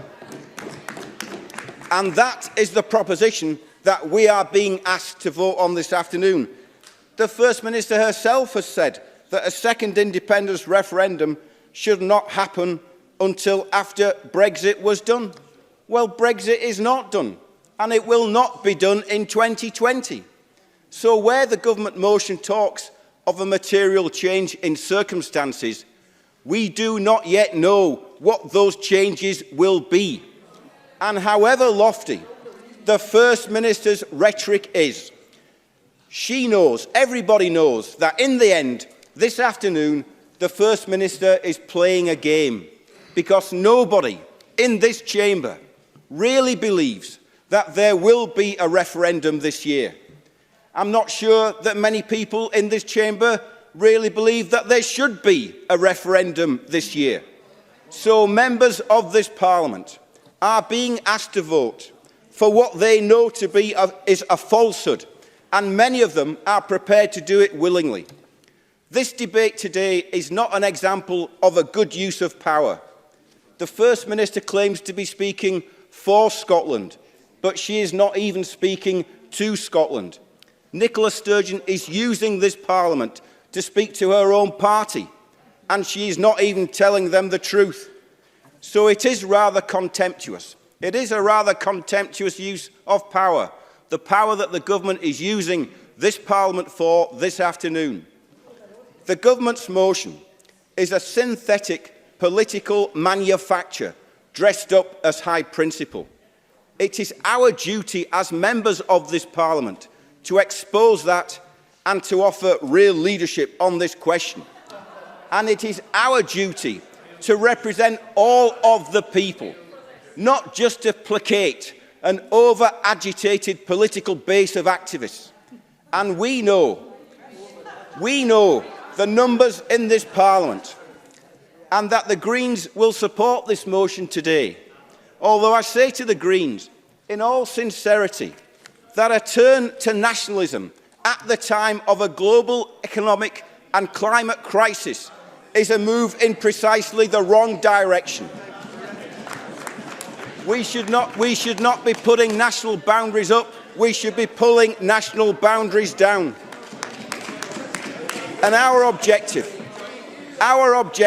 as members of this Parliament is to promote the welfare of the people, not just the material welfare, but welfare in the broader sense.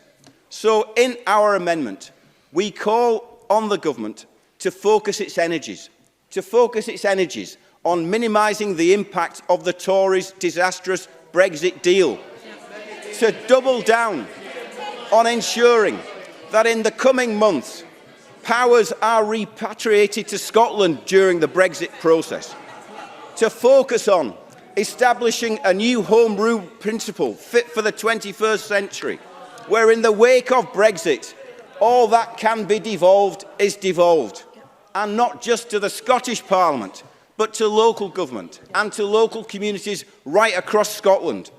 It is a vision of a modern 2020 Home Rule, which recognises that we need to radically redistribute wealth and power by tackling inequalities, rather than simply reproducing them in a separate Scottish state.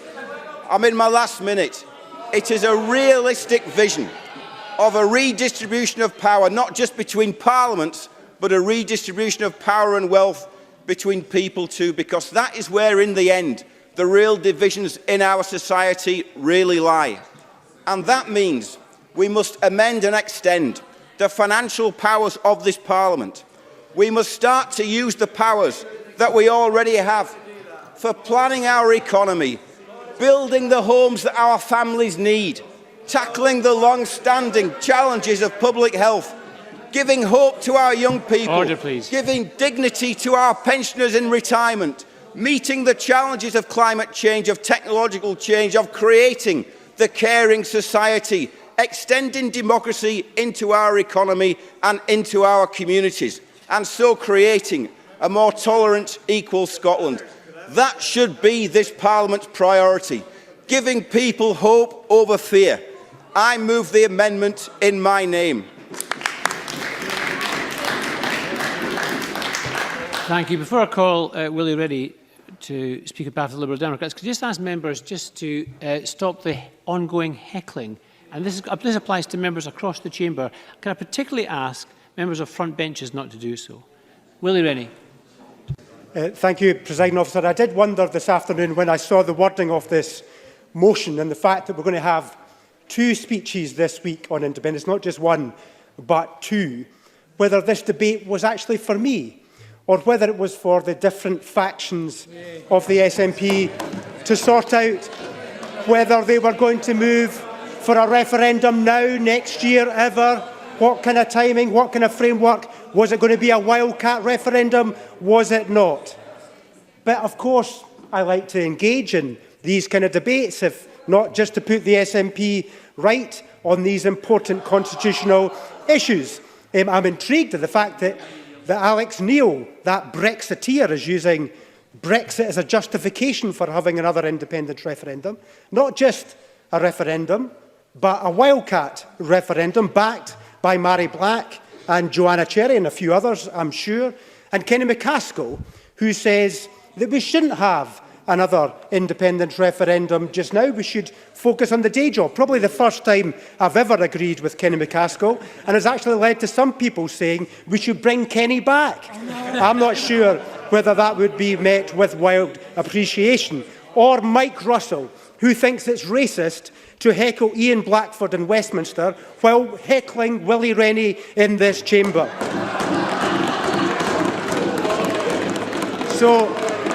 But of course, it's important in this week, it is important to mark this moment, because this is a sad week. For pro-Europeans like me, it is a sad week. We are leaving the European Union. We fought hard every step of the way, not just when it was politically convenient to do so, but every step of the way. We spent more in the European election than we did on the Shetland by-election. Who would have thought that? It was important to stand up for what we believed, and we did so in that campaign. So this week is a sad week for pro-Europeans. But we should learn the lessons of Brexit, not repeat them with independence. We've had years of division over Brexit and independence before that. People are sick, fed up of it. They want to move on to the big challenges that the country faces. Just look at the division that we faced all those years ago in 2014. Friends, families, neighbours, business people divided over the issue of independence. Just the same was repeated on Brexit too. Look at all that investment that was held back in all those years during the independence debate and the Brexit debate as well. We should not be repeating those mistakes all over again. So let's learn the lessons of Brexit. Let's look to the Irish border. Let's look to the problems that that's caused in those communities. Let's learn those lessons. We have deep-rooted relationships between people north and south of the border in the United Kingdom. Deep-rooted relationships. And those have been lasting for 300 years. We've seen the turmoil that comes with breaking up a 45-year-old partnership with the European Union. Just imagine how much more difficult it would be to break up a partnership of 300 years. But the argument about the mandate,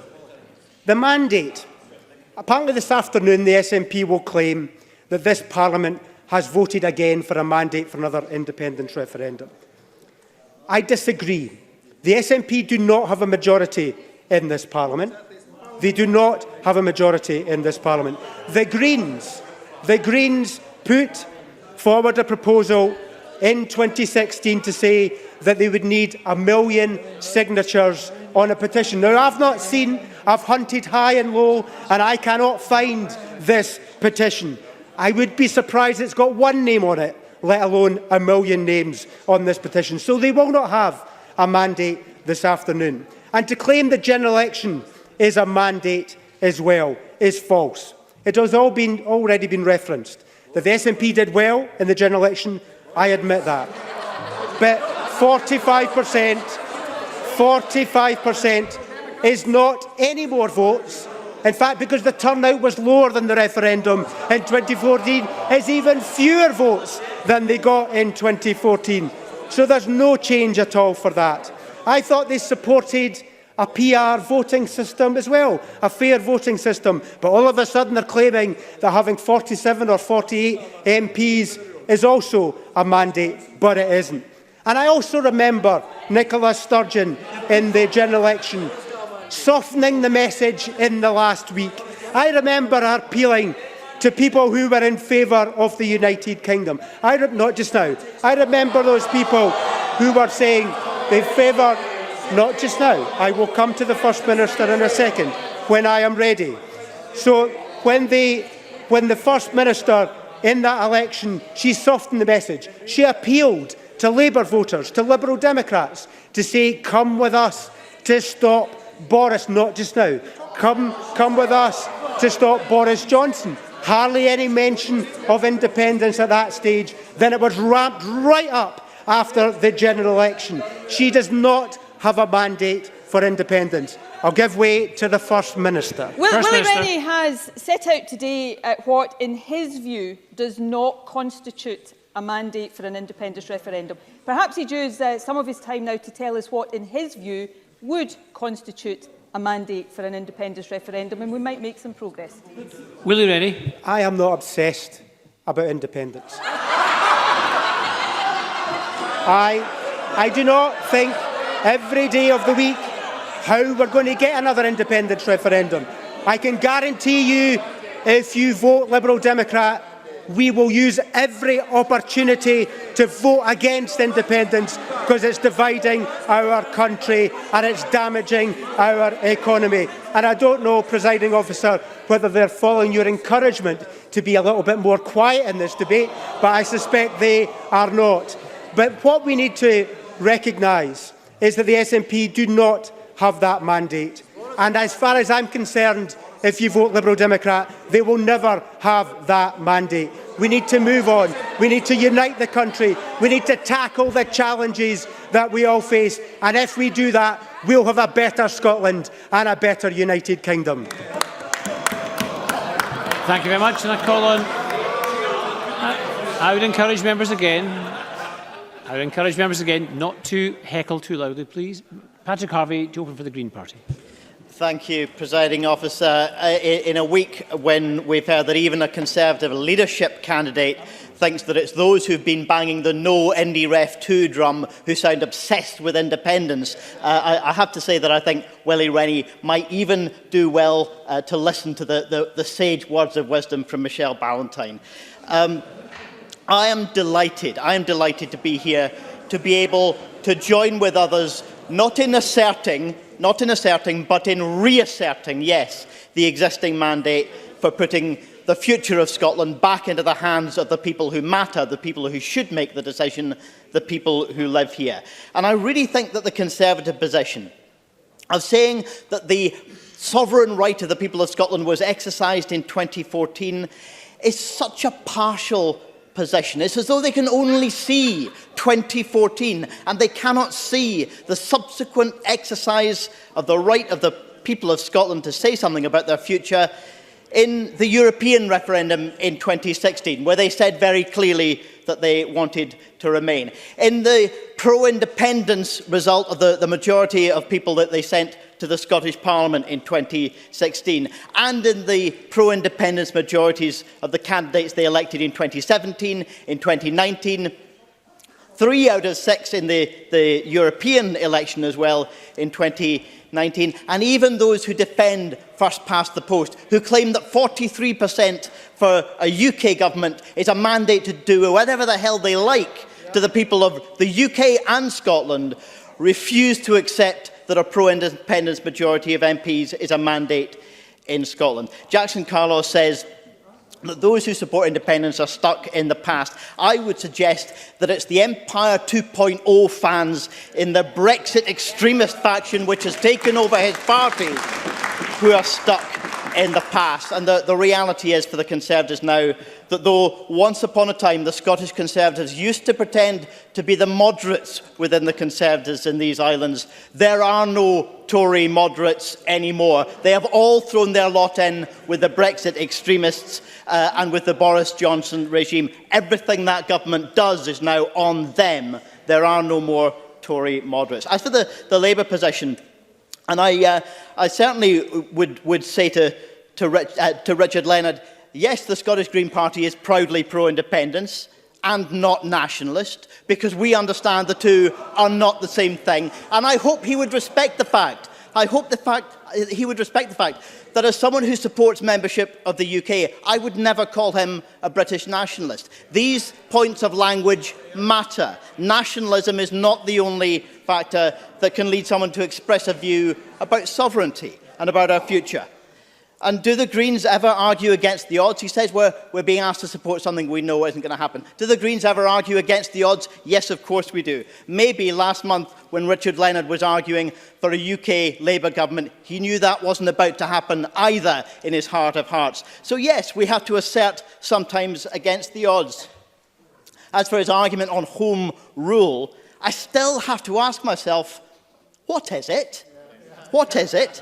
And how, even if they can put forward a solid, well-defined, fleshed-out proposition for what home rule means, how does it escape the same problem that not only independence, but everything from powers over drug laws to a Scottish visa system encounters? That same problem, UK says no.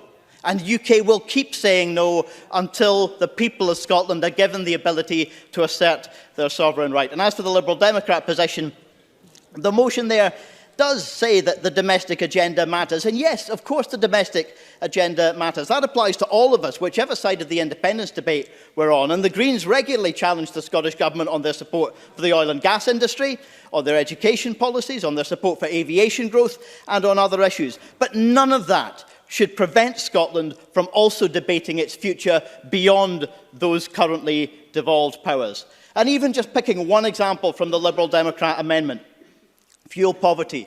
We know that fuel poverty is determined, yes, by energy efficiency and by things that the Housing Minister can do to reduce energy consumption, but also by energy prices and incomes.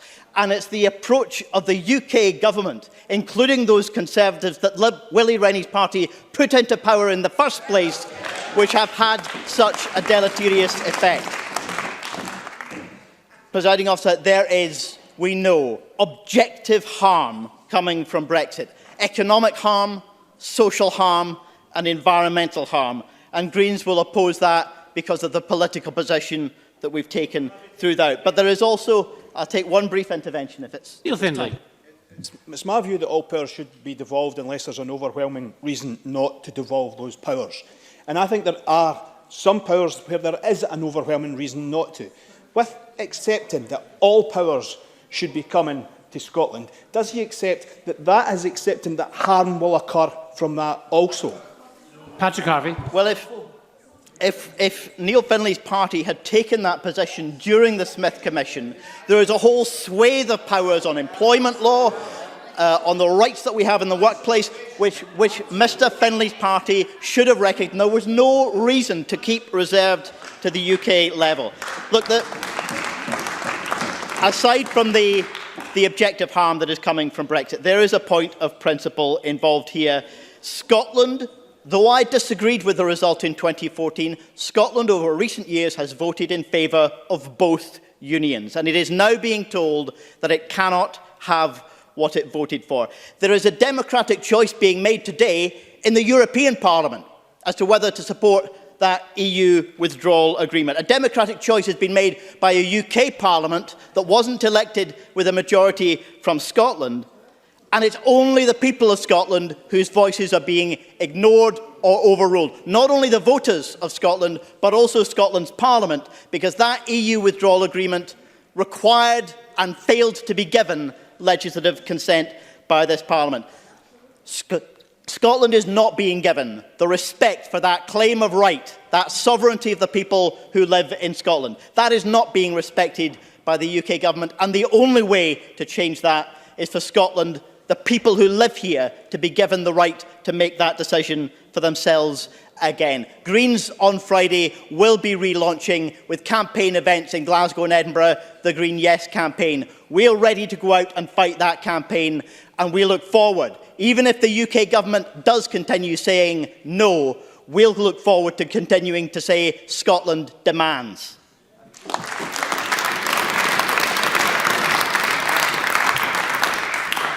Thank you very much. Now, I didn't want to stop the member mid-flow, but could I just urge the member to be careful about his use of language and not use expressions that would be regarded as offensive elsewhere. I'm not trying to suppress this. It's a passionate debate. Just please keep it respectful. Can I call Tom Arthur to be followed by Murdo Fraser? Presiding officer, in a little over 48 hours, the majority of people in Scotland will in effect cease to be citizens of the European Union. I am one of those set to be stripped of my citizenship. I have no means of reobtaining it under our current constitutional settlement, my ancestry being too distant to qualify for an Irish passport. For me, this is a very bitter and hurtful experience. I struggle to imagine what Brexit must feel like for those EU nationals who have made Scotland their home. I know just as I and many others who have valued our place in the EU will be hurting, there will be many in Scotland who will welcome our departure. Over 1 million people in Scotland voted to leave, including many in my constituency of Renfrewshire South. I believe that the overwhelming majority of those who voted leave did so for honourable and principled reasons, motivated by desire to protect the interests of their families, community and country.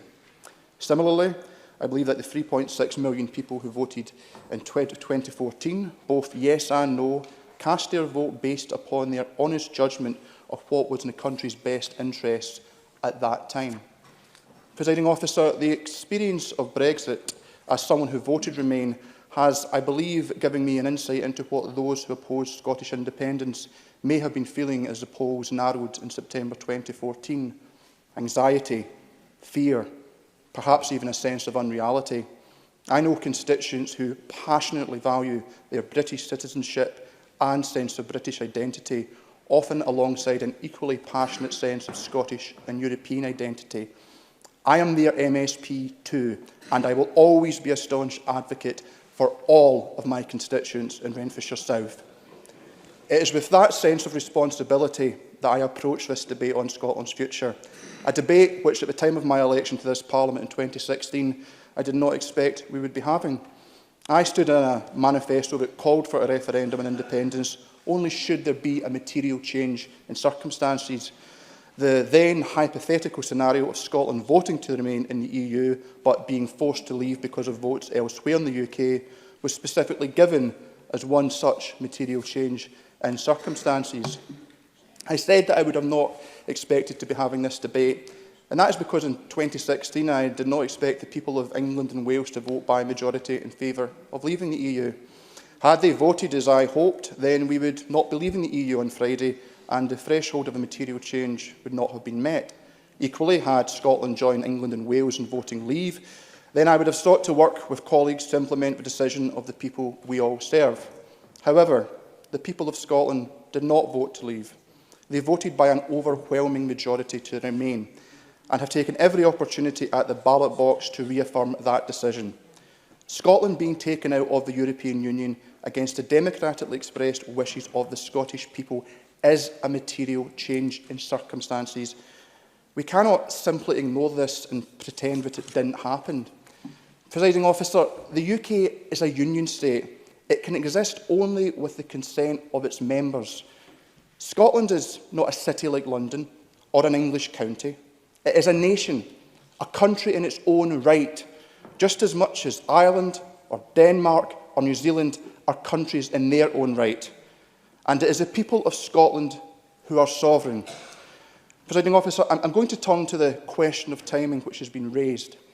Had the UK negotiated a form of Brexit that maintained membership of the single market and customs union, or provided for a differentiated settlement for Scotland, then it would have been reasonable to question whether a referendum was required on the timescale proposed by the Scottish Government. However, it is the UK Government's policy to pursue divergence from the single market and to leave the customs union. They have also ruled out any extension of the transition period beyond the end of this year. Therefore, there is a powerful case for people in Scotland having the opportunity to choose, in principle, independence in Europe before divergence makes that proposition more difficult to obtain. On the broader question, I'm afraid I don't have time, otherwise I would. Of the broader question of timing and the oft-repeated line of once in a generation, I will say this. In all honesty, following the referendum in 2014, I did not see the circumstances arising that would justify revisiting the question of Scottish independence in the near future, though other, more experienced heads did. My thinking was also informed by the political dynamics of the previous 50 years of constitutional politics in Scotland. Consider the following pairs of dates: 1967 to 1970, 1974 to 1979, 1988 to 1992. There was a clear pattern of SNP electoral success, movement on the constitutional question from opponents of independence, followed by reduced support or underperformance of the SNP, then the only vehicle for those wishing to express an appetite for constitutional change in Scotland. Following the devolution referendum of 1997, it was not until 2007 that the SNP became the largest party, and only by a single seat. While not a universal view, I am sure that there were many who, prior to 2014, would have forecast the SNP to go into a period of decline following a no vote. Well, that didn't happen. Presiding Officer, the events since 2014 are without precedent. Scotland has consistently returned a pro-independence majority of parliamentarians, and the constitutional settlement of 2014 no longer exists. We are a nation, we are a country, and it is the people who are sovereign. Not this Parliament, not Westminster, and not the Crown. We, the people of Scotland, will determine our future. And if a majority choose, as I hope they will, independence, then Scotland will be an independent country. Thank you. I call Murdo Fraser to be followed by Annabel Ewing. Thank you, Presiding Officer. It tells us all we need to know about this SNP government, that they are devoting debating time this afternoon to the one thing they know is not going to happen in 2020, and that is a total irrelevance to Scotland's future, being an independence referendum. An independence referendum will not happen because there is no legal power for this Parliament to hold such a referendum, because there is no broader political support for it outside the ranks of the nationalist parties in this chamber, and because there is no public support for it happening. And yet we should not be surprised that the SNP are spending their debating time on this issue, the one issue they are obsessed with above everything else. Because this is a party who cannot find debating time to discuss education, but would rather focus on the one issue that distracts their followers away from all their manifest failures across the public services. So, Presiding Officer, instead of debating independence this afternoon, what we should be debating are the SNP's failures in education, where the most recent PISA figures have recorded our worst ever results in science and maths, where we see teacher numbers lower today than when the SNP took power, where today we learn that the government is set to miss its own targets to improve attainment amongst pupils in deprived areas, where we see real issues with the implementation of curriculum for excellence, where leading figures in Scottish education like Keir Bloomer and Professor Lindsay Patterson have called for an urgent rethink before a generation of young people are failed, and where, despite all the promises made by the SNP to wipe out student debt, we learned last week that Scottish students have an accumulated debt that has doubled over the past decade. Presiding Officer, we should be debating this afternoon the SNP's track record on health, where no fewer than 6 geographical health boards are now in special measures due to performance and management issues, where the 12-week treatment guarantee has never been met under this SNP government, and where barely 3 in 4 patients are seen within the 18-week referral to treatment period, according to the latest statistics, where children have died in the Queen Elizabeth Hospital in Glasgow, and today we learn that as many as 80 children could have contracted infections, where the new Sick Kids Hospital in Edinburgh is years late and costing £1.4 million a month to the taxpayer, where Scotland is now the worst place in the EU for drug deaths after the sharpest rise ever in fatalities, following on from a reduction in rehabilitation beds by 80% since the SNP came to power, and where the number of young people waiting for a referral for mental health treatment is increasing, with more children waiting longer than a year. Presiding Officer, we should this afternoon be discussing the issues with our police, issues so severe that they have led to the Chief Constable Ian Livingston speaking out against underfunding of the police by the Scottish Government, with 750 officer jobs at risk, where the police estate is in the worst condition it has ever been, where I witnessed for myself recently water running down the walls and tiles coming loose in the police station in Pitlochry, and the roof falling in the Justice Secretary's, in the Justice Secretary's local station in Broughty Ferry. Presiding Officer, we should be discussing failures in the toxicology service, where some families will be waiting a year to get results to tell them how their loved ones have died. Presiding Officer, we should be discussing this government's ferries fiasco, where we're looking at a £100 million overspend for the delivery of 2 CalMac ferries by the Ferguson Yard in Inverclyde, a contract running at least 2 years late, with a whole host of unanswered questions as to why the Yard was given the contract in the first place, and why Scottish ministers sat on their hands for years when they should have been intervening at a far earlier stage, instead of watching taxpayers' money being wasted and island communities badly let down. Presiding Officer, we should be discussing issues with the Scottish economy, where we are in a decade of serial underperformance compared to the UK average, and where figures out this morning tell us that over the past year our economy grew at less than half the UK rate. Yes, I'll give way to Mr Swinney. Deputy First Minister. If Mr Fraser would care to reflect on all of the issues he has raised today and answer this question to me: why, if all of that is the case, did the Conservatives lose half of their parliamentary constituencies in the election in December? Why are the Tories so awful in Scotland? Murdo Fraser. I'd remind very gently, Mr Swinney, despite all the campaigning the SNP done, they couldn't get more than 45% to support the opposition. The proposition, well, there should be another independence referendum. They don't speak for the majority, Presiding Officer. Presiding Officer, we should be discussing the fact that the employment gap between Scotland and the rest of the UK is at its highest for 2 decades, at 2%, representing at least 30,000 adults of working age who are economically inactive, who could be contributing to Scotland's economy, driving forward growth and contributing to tax revenue. Presiding Officer, we should be debating last week's Scottish Trends report, in the very week that the First Minister was calling for us to measure our economy, not by growth, but rather by well-being.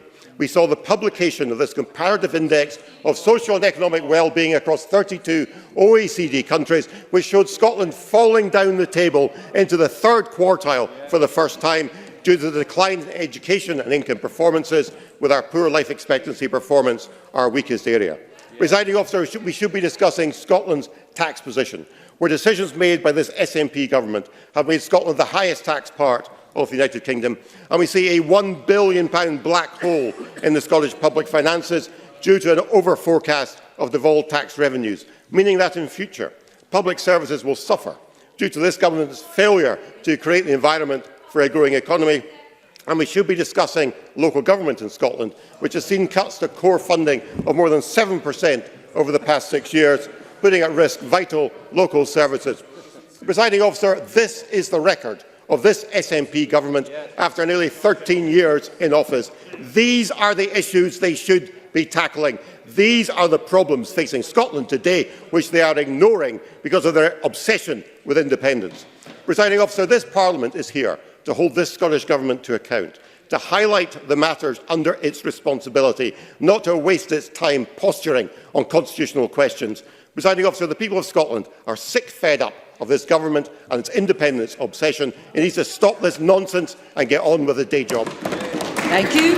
I call Annabel Ewing to be followed by Elaine Smith. Ms Ewing, please. Thank you, Presiding Officer, and I'm very pleased to have been called to speak in this important debate this afternoon on the rights of the people of Scotland to choose their own future.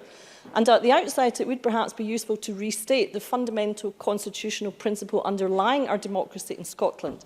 And that is that sovereignty lies with the people of Scotland, not this Parliament, not the Westminster Parliament, and not Boris Johnson nor the Tory party. That means that the sovereignty of the people of Scotland is not time-limited, it is not subject to a cut-off period, and it is not capable of being unilaterally and indefinitely suspended by political parties.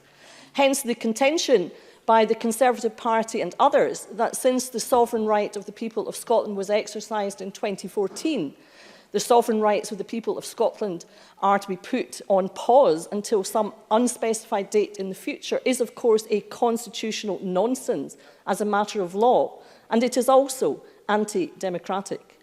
Turning, Presiding Officer, to the situation we in Scotland now face, as a matter of fact, we did indeed have a most fantastic engagement on the part of the people of Scotland in the 2014 independence referendum. And we did see in the course of that campaign a number of key interventions made, including the infamous vow and the unequivocal statements made by those advocating a no vote, that the only way to protect Scotland's membership of the EU was to vote no to independence. But what we have seen since, Presiding Officer, is regrettably, and I would submit entirely predictable, a whole host of broken promises. The vow not delivered, our EU citizenship indeed being removed, notwithstanding the undertakings to the contrary, our views ignored. What happened to the love, Presiding Officer? What happened to lead us, don't leave us? Whether the respect agenda for, as has been said at 11 o'clock on Friday, night, Scotland will be dragged out of the EU against our will. All these Scottish Government's sensible compromise proposals over the last 3 years or so for staying, for example, in the EU single market and customs union have been simply ignored. No seat for Scotland, no seat for Scotland in key talks either over the last 3.5 years or at any stage in the future. Our detailed proposals that the First Minister mentioned for a Scottish visa put forward on Monday of this week to tackle the damaging economic consequences of the end of free movement, dismissed simply by the UK Government on Tuesday without even being properly considered. Or take this, for example, the UK Tory Government ensuring that once again our fishing industry is to be sold down the river on the way out of the EU, just as it was by a UK Tory Government on the way in to the EU. So this is where we are at the start of 2020, in a very different place to the one that we were promised. But we in Scotland do not need to blithely accept this. We do not need to go back into the cupboard and just shut up. And we know that the people of Scotland do not want that to happen, for indeed, in each of the past 4 parliamentary elections, the SNP has won each of them. The Scottish parliamentary election in 2016, the 2017 Westminster election, the 2019 European Parliament election, and the 2019 Westminster election. In each of those elections, the SNP stood on an unequivocal manifesto on the right of the people of Scotland to choose their future in an independence referendum in the event of a significant material change in circumstances that prevailed in 2014, such as Scotland being taken out of the EU against our will. No, I won't take an intervention, thank you. So it is quite clear that that was the manifesto on which the SNP fought and won each of those 4 elections. Moreover, this Parliament has backed that position, and of course we will see today whether this Parliament reaffirms that mandate at voting tonight. That is, Presiding Officer, the democratic position, and that is the position that must be respected.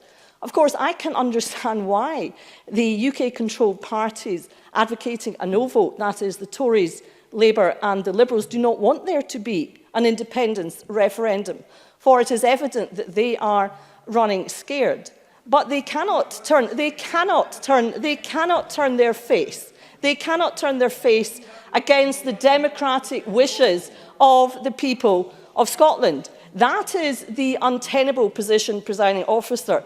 That is the unsustainable position, and that position simply cannot prevail. Thank you. Thank you. I call Elaine Smith to be followed by Jenny Gilruth. Ms Smith, please. Thank you, Presiding Officer. So another day, another call by the First Minister for another referendum on independence. But of course we did have one, and the Scottish people gave their opinion, and there is no indication that the majority of Scottish people want another referendum right now. Far from it. And the First Minister knows fine well that even within their own party there's not agreement on her urgency for a referendum. Indeed, Jim Sillars in the Scotsman this morning has warned that, and I quote, "It's a longer process than a few months, and one that cannot have any worth until we know the final details of the Brexit negotiations." So with regard to that, the priority of this Parliament going forward should be to keep our devolved powers and resist attempts by the UK Government to cut across the devolution settlement by attempting to make secondary legislation in devolved areas without the consent of the Scottish Parliament. And we need to dedicate our attention to the eventual outcome of the UK's withdrawal from the EU, a journey, of course, which is going to begin in a couple of days. And the challenge that we face as we begin this Tory withdrawal from the EU is to minimise disruption on Scottish businesses, local authorities, communities and our citizens, rather than cause further constitutional upheaval. And meanwhile, also in the Scotsman today, on the front page, and I'll just read the headline, "Growing Health Gap Exposed Between Scots Rich and Poor." This is about a report on the Scottish Government's own statistics, which show a widening health inequalities gap. The poorest Scots are 4 times more likely to die prematurely. Surely this should be a priority for debate in the Chamber, but instead today we're debating flags and the Constitution. Certainly. John Mason. I thank the member very much for giving way. Does it cross her mind that, with all these health and other problems that she's listing, when we compare ourselves with a country, say, like Denmark or Norway, one of the differences with them is they are independent? We'll be coming in a minute to comparisons, actually, Mr Mason. So what I would say is that after 13 years in office, and I think the intervention maybe showed this, it's hardly surprising that complacency has become normal for the Scottish Government. And it's also become normal for the Scottish Government to dismiss concerns or to blame others when it comes to their mismanagement and underfunding of public services. And with regard to cutting to the bone and beyond, council funding, such cuts could result in the loss of vital local services. For example, in my area, North Lanarkshire Council's Kilbowie Outdoor Centre, or here in Edinburgh, schools and nurseries facing a £1.8 million in cuts over the next 2 years. And actually, the local EIS secretaries warned of an already desperate situation where teachers are putting their hands in their own pockets to buy basic materials, including pens, pencils and rulers. Presiding Officer, the Scottish Government is letting Scotland down in too many ways to list at the moment in the time I have to speak. But on the other hand, the Scottish Government has many powers that are not being used. For example, the power to reform the council tax, which I believe they promised to do and which could help to address local government underfunding. Our children are paying the consequences of cuts to school budgets, and the failure to deliver on personal care is leading to distress for many families and to delayed discharge from hospitals, which are already struggling to cope. The blinkered view that independence is the solution to the problems facing Scotland's families and communities leads to a failure of governance. More flexibility, creativity and the political will could make much more effective use of the devolved powers that we already have. And in fighting the drugs epidemic in Scotland, for example, we could use all our devolved powers over health, policing, justice and public services to make an effective intervention and to save lives. And seriously, what can be more important than removing Scotland from the top of the list for drugs-related deaths per capita in Europe? Another priority should be the immediate implementation of those benefits that have already been transferred over from Westminster. And I'm sure many in the SNP will agree with me when I say that people are denied dignity and fairness by the punitive regime of the DWP. But when we could already be rolling out a new humanely delivered disability assistance scheme without the degrading assessments conducted by private companies, the Scottish Government has failed to take control and people are suffering while they wait for change. So when we consider that more children in households with a disabled family member are living in poverty, not only could we be starting to give disabled people the dignity they deserve, but we could also be further tackling child poverty. And we know that people are pushed to the brink every day by DWP decisions. They're humiliated and degraded by unnecessary and intrusive assessments. So why on earth would this government delay taking control of these benefits? Presiding Officer, child poverty, according to the Resolution Foundation, is on an upward trajectory, and our 2030 target will never be achieved if addressing child poverty is not a top priority. The government should be finding ways to empower local government through legislation and fair funding, devolving power away from the centre and not grabbing it back in. In conclusion, Presiding Officer, the Scottish Government should shake off its complacency and take a fresh look at the powers we already have and fully use them, rather than insist the solution is another divisive referendum on independence. And I have to say it was divisive in my area. It was definitely not respectful civic engagement. What we need right now is this devolved Parliament, which was, remember, delivered by the Labour Party, to be a Scottish People's Parliament which uses to the full the extensive powers already devolved, gains the appropriate repatriated Brexit powers and seeks further devolution in areas such as employment rights and equality. A Parliament here in Scotland which gives priority to tackling poverty, inequality and injustice, because that's what members of this Parliament were elected to do. Thank you very much. I call Jenny Gilruth to be followed by Donald Cameron. Ms Gilruth, please. Thank you, Presiding Officer. I want to start today by apologising to my constituents in Mid-Fife and Glenrothes, to the European nationals who I represent. I am so sorry. You have been let down. This is your country. Please stay with us. Presiding Officer, Friday will be a sad day for our fellow Europeans. Folk like my uncle Knut, who came here from Berlin. Folk like my friend Magic, who came here from Poland. Folk like my constituent, who has lived here for nearly 30 years, working as a foster carer for Fife Council, and who has been denied settled status on 3 occasions. I am so sorry. You don't deserve to be treated like this. Since the Brexit vote in 2016, hate crime has increased across the United Kingdom.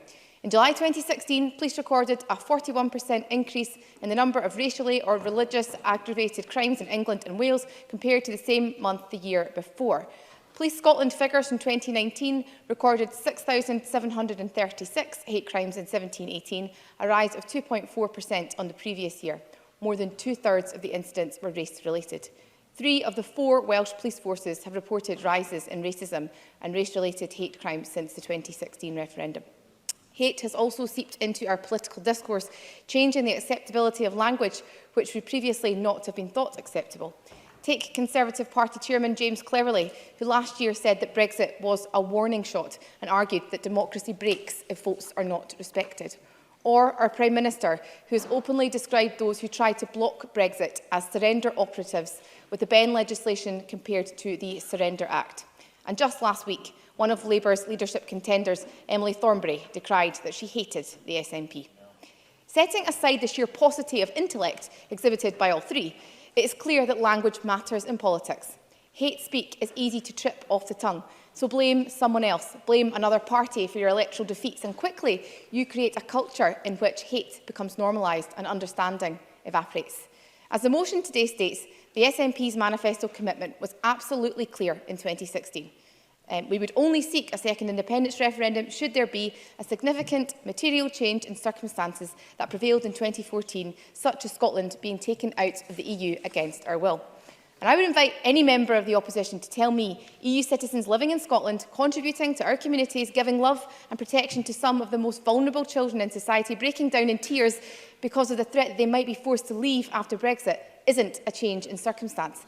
Tell me that Scotland's vote to remain in the European Union wasn't about the people of Scotland desiring something different to the Brexit crisis which has engulfed UK politics since June 2016. No member of the opposition can. But, Presiding Officer, then neither can I, Because the simple truth of the matter is, we have not asked the people. What is it about the opposition that terrifies them so much about a second independence referendum? It seems sensible to conclude that, unlike 2014, a visceral fear has arisen amongst the unionist parties. The values enshrined by the Smith Commission, which focused on inclusive engagement, have been replaced by a new policy narrative. We said no, we meant it. No means no. You need a mandate in 2021. Or my particular favourite from Scottish Secretary Alison, even if you win in 2021, you still can't have a referendum. It is not going to hold, and they know it. This is precisely why they are now running scared. This is why the UK Government didn't even bother to read the sensible proposals put forward by the Scottish Government this week on migration. The pretence of mutual respect has gone. Jackson Carlaw's amendment today points to the more than 2 million people who voted to reject independence in 2014. I know one of those 2 million very well. I also know friends who voted no and yet who voted SNP in the general election for the first time in their lives in December. These people exist, and whilst they may not yet be convinced of the merits of independence, why should Westminster deny them the opportunity to choose once again? The same body politic that promised our constituents a vote to stay in the UK would guarantee them European Union membership. Presiding Officer, the people might say no once more. They might opt to stay part of the United Kingdom out of Europe, but that should be for the people to decide. The amendments from the Conservatives and the Liberals today are predictably blinkered to the reality that Brexit has fundamentally shifted the focus of UK and Scottish politics.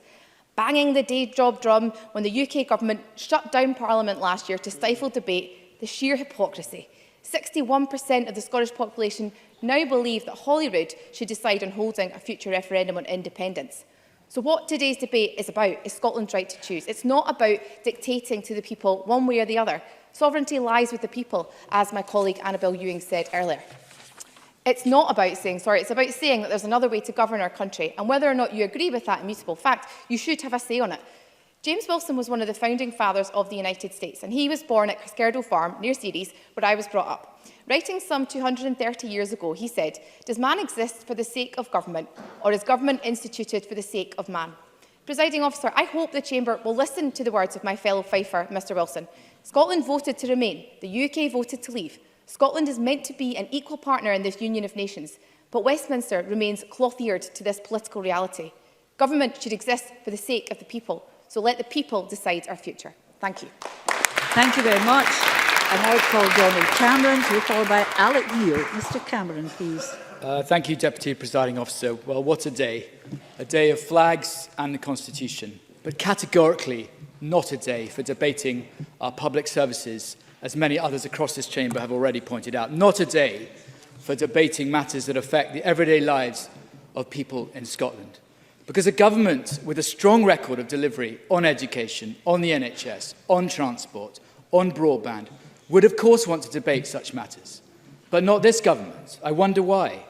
Why does the SNP want to talk about the Constitution instead of talking about its domestic achievements? Well, let me try and answer that by looking at the region that I represent. Because the Highlands and Islands have been left behind by this government more than most places. Look first at education. Audit Scotland's recent report into the performance of Highland Council was just one example of a failure in a portfolio area which is, of course, the First Minister's priority. Audit Scotland's report said that performance against national benchmarking indicators has deteriorated over a 5-year period with poor performance in priority areas, including education. Last December, the most recent figures from the Scottish Government itself for Highland Council primary 7 pupils revealed that just 60% of them had reached the expected level for writing and only 54% of them for literacy. Even John Swinney is on record saying performance levels in Highland schools need to improve. And over the last year, both Highland Council and the Western Isles Council saw drops in teacher numbers, despite the government insisting that council teacher numbers must be maintained. But what about our health services? Well, in the NHS, the Highlands and Islands continues to have an issue with vacancies across the board, part of a severe staffing crisis that has existed since before I was elected. Just recently, my colleague Edward Mountain found that NHS Highland alone has spent more than £20 million on locums, bank and agency staff in the last financial year. And indeed, figures show on vacancies across all specialties between September 2018 and September 2019, there's been a 9.2% increase in vacancies in NHS Highland, a 10%, not yet, a a 10% increase in NHS Grampian and a 25% increase in NHS Shetland. And in fact, just yesterday, it was reported that a new kidney dialysis service for Skye has been delayed due to recruitment problems. This is what matters to the people we represent. Yes, I will.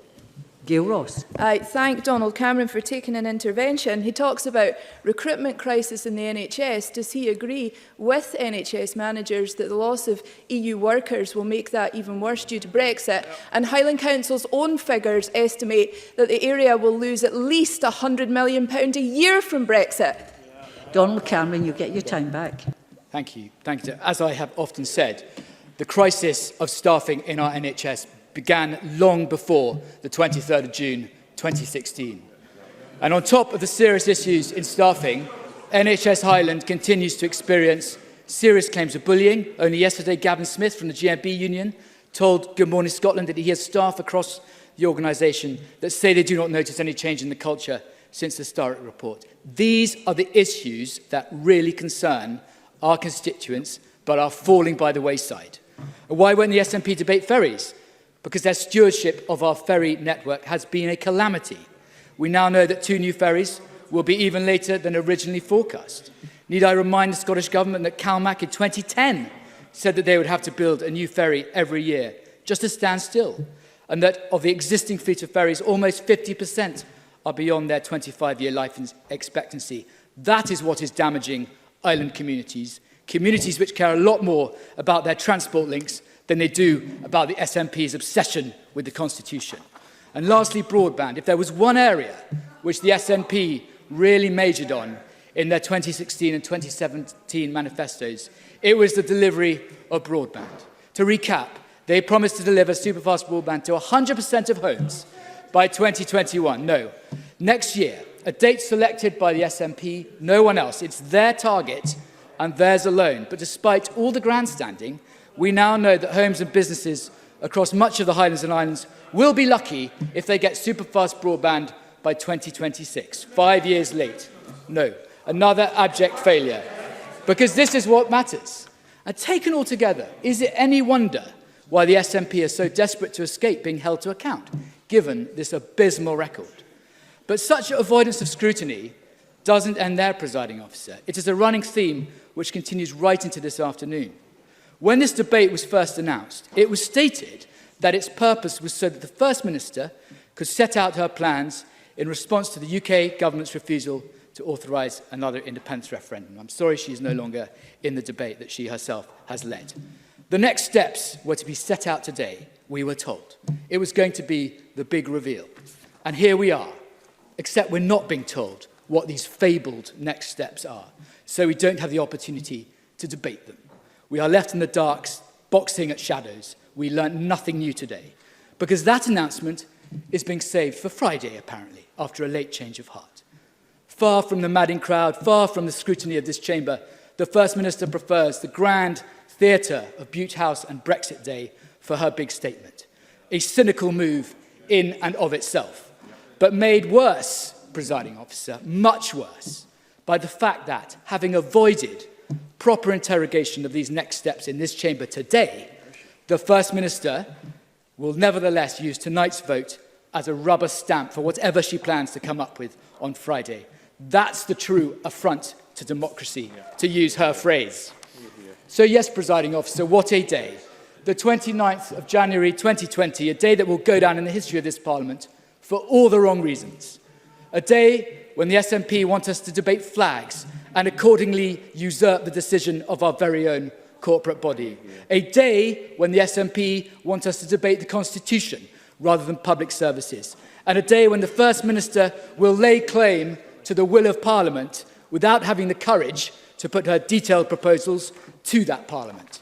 In short, presiding officer, a day when, from start to finish, Nicola Sturgeon and the SNP have treated this Parliament and its institutions with contempt. And I support the amendment in Jackson Carlo's name. Thank you very much. I call Alec Neil to be followed by Ian Gray. Mr Neil, please. Thank you, Deputy Presiding Officer. Presiding Officer, I would like to start with a quote from the late Donald Dewar, speaking in the devolution referendum bill debate in the House of Commons on the 21st of May 1997. And this is what Donald said: "I would be the last to challenge the sovereignty of the people or to deny them the right to opt for any solution to the constitutional question which they wished for. For example, if they want to go for independence, I see no reason why they should not do so. In fact, if they want to, they should. I should be the first to accept that. It is on that basis that I had no difficulty, perhaps this is a Scottish point, in signing the claim of right. And that does not imply that the people had to exercise their right by travelling in one particular road. I believe that the people have a right to a choice, but they have the right to every choice." And I say to Richard Leonard and the Labour Party, if you look at the wording of the motion before us today, that motion is an echo of the principles laid down by and adhered to by Donald Dewar and his colleagues in the passage of the legislation, first of all for a referendum and then on the establishment, then in the establishment of this bill itself. And I listened to Mr Leonard very carefully. His only real issue was about the timing of a referendum. He doesn't want it this year. I can understand why he doesn't want it this year. But the point is, if you look at today's motion, it doesn't commit the Parliament at this stage to... No, read the motion. Read the motion. The motion says at a place and a date and in a manner to be determined by the Scottish Parliament, not unilaterally by the Scottish Government. So I do not understand why the Labour Party now is reneging on the very fundamental principles that Donald Dewar laid out. Neil Findlay. With reference to Mr Neil's comments about the claim of right, absolutely, I concur with what Donald Dewar said then. But the issue, and he knows this more than anyone, is that we have no idea what the outcome of Brexit is. If he can tell me what the trading arrangements are, what the regulations are, if he can tell me all of that stuff, then I would say that we can go forward. But he knows we can't. And until that's clarified, we cannot follow on that basis. Alec Neil. That's a very fair point, and indeed the First Minister's on record a number of times as saying we need to know the broad shape of the Brexit deal before we can vote in an independence referendum. We obviously hope to know that at some point this year. But the point is, the resolution is what you're being asked to vote for, and the resolution says the date will be decided by the Scottish Parliament. It's not decided today. And therefore, there is no excuse. If you believe in the claim of right, there is no excuse for voting against this motion today. Now, let me deal with Boris Johnson's position, because he has changed things dramatically. Every Prime Minister in living memory, Margaret Thatcher, John Major, Tony Blair, David Cameron and Theresa May are all on record as saying that if the Scottish people at any time vote for independence, then independence they must get. They recognised that they had to fulfil the democratic wishes of the Scottish people if we vote for independence. And indeed, Theresa May, in turning down the proposal from the First Minister for a referendum this year, said in reply, now is not the time. But she didn't say you can never have a referendum. She didn't say if in 2021, you win on the back of a mandate, an overall majority in the Scottish Parliament, if you have a mandate for a referendum, you still can't have it. She said, not now. But Boris Johnson is saying, no matter what the Scottish people say, not ever. That is totally unacceptable, not just to people in the SNP. It should be totally unacceptable to any self-respecting Scot. Adam Tompkins. The SNP have always said that, in our view, these kind of referendums are once-in-a-generation events. This is probably a once-in-a-lifetime opportunity for people in Scotland. So said Nicola Sturgeon in September 2013. Now, I know the member doesn't always agree with his party leader, but does he not agree with that? This is a nonsense. If you look at the Northern Ireland, if you look at the Good Friday Agreement, there are two provisions. First of all, it says very clearly, if there is a majority support for a referendum on reunification, that referendum should take place. And secondly, it provides that if a referendum takes place and it votes against reunification, there can be another referendum within a 7-year period. So the British government, in terms of the generation between referenda, has already defined it in law as 7 years. If it's good enough for Northern Ireland, why is it not good enough for Scotland? Because the Tory party has always held their country in contempt. They fought against devolution when it was clearly the majority wish of the Scottish people for a long time. And therefore, they now need to come to the table and say whether or not they are going to stand up to Boris Johnson, and if the Scottish people vote for a referendum, if they give a mandate next year for a referendum on independence, are they going to abide by that democratic decision, or are they going to ditch democracy as well? Thank you. I call Ian Gray to be followed by Angela Constance. Mr Gray, please. Thank you, Presiding Officer. The government motion before us today is a bit of a classic of that rather disingenuous genre. It takes a simple statement of fact about what the Smith Commission said as if this was some clever reveal, a rabbit pulled out of the hat, instead of something that we all know perfectly well the Smith Commission said. And then it tries to ascribe to it a meaning it patently doesn't have. The truth is that the phrase quoted in the motion is simply the Commission's response to a straw man argument mounted by the SNP at the time. The early days of the Commission were spent listening to the tiresome angst of the SNP that if they signed up to a more powerful devolved settlement, then that would be taken to mean that they'd given up on their purpose of independence, as if empowering this Parliament was somehow a kind of cunning conspiracy against the SNP. I think it was Lord Smith himself who suggested the quoted formula to allow the Commission to get on with the job in hand of strengthening this Parliament. And we all signed it because it is just a statement of fact.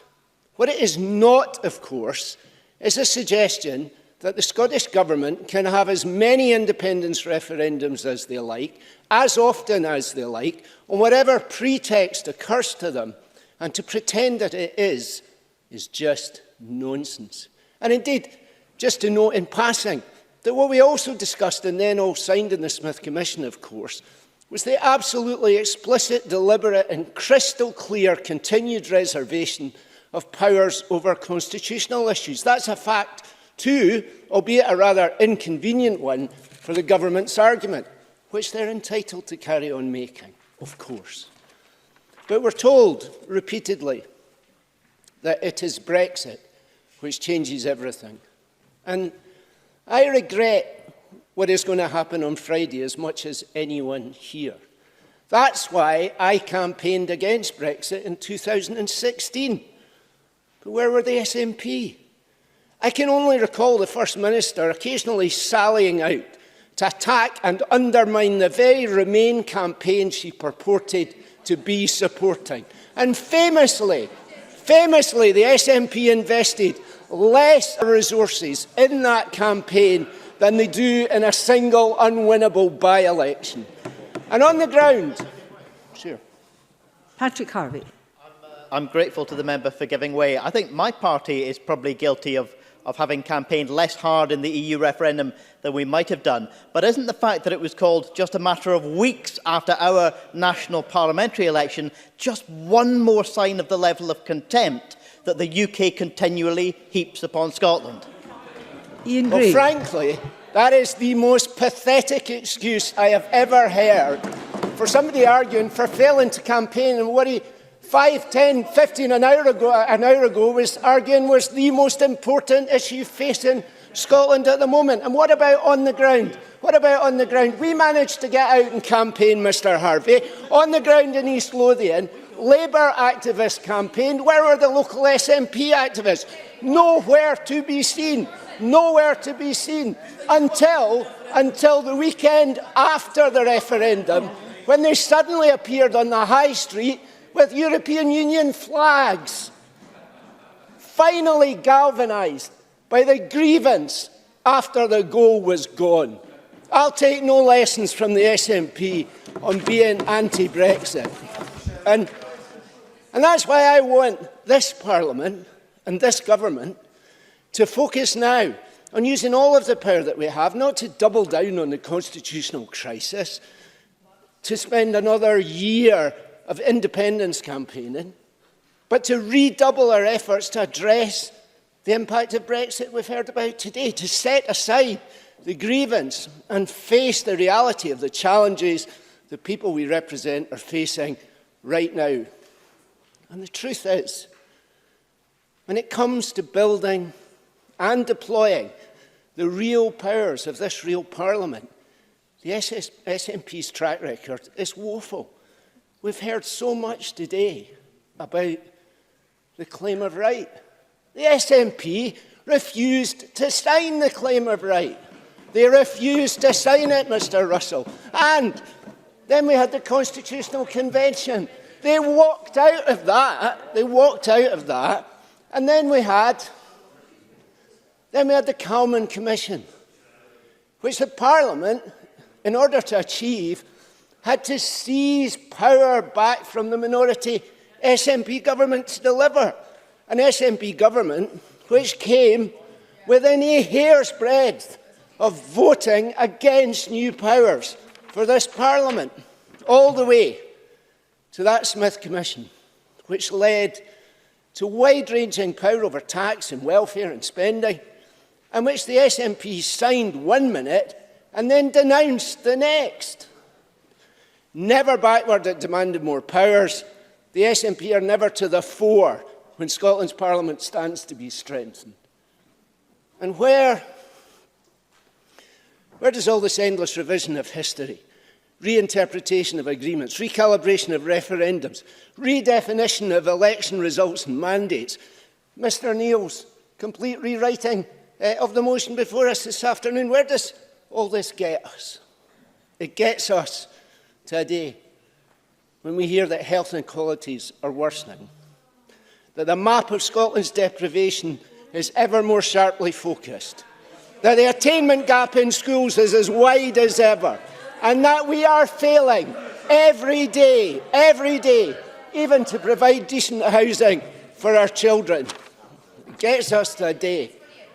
It gets us to a day when the government strains every sinew to deploy Parliament with all its power over tax and welfare and health and education and the law, not against want or neglect or poverty, or even against the consequences of Brexit, but against our own corporate body, against our own presiding officer, on the symbolic matter of which flag we fly, and against the wishes of most Scots who do not want another independence referendum, to another day of symbolic sound and fury, and not much else. Thank you very much.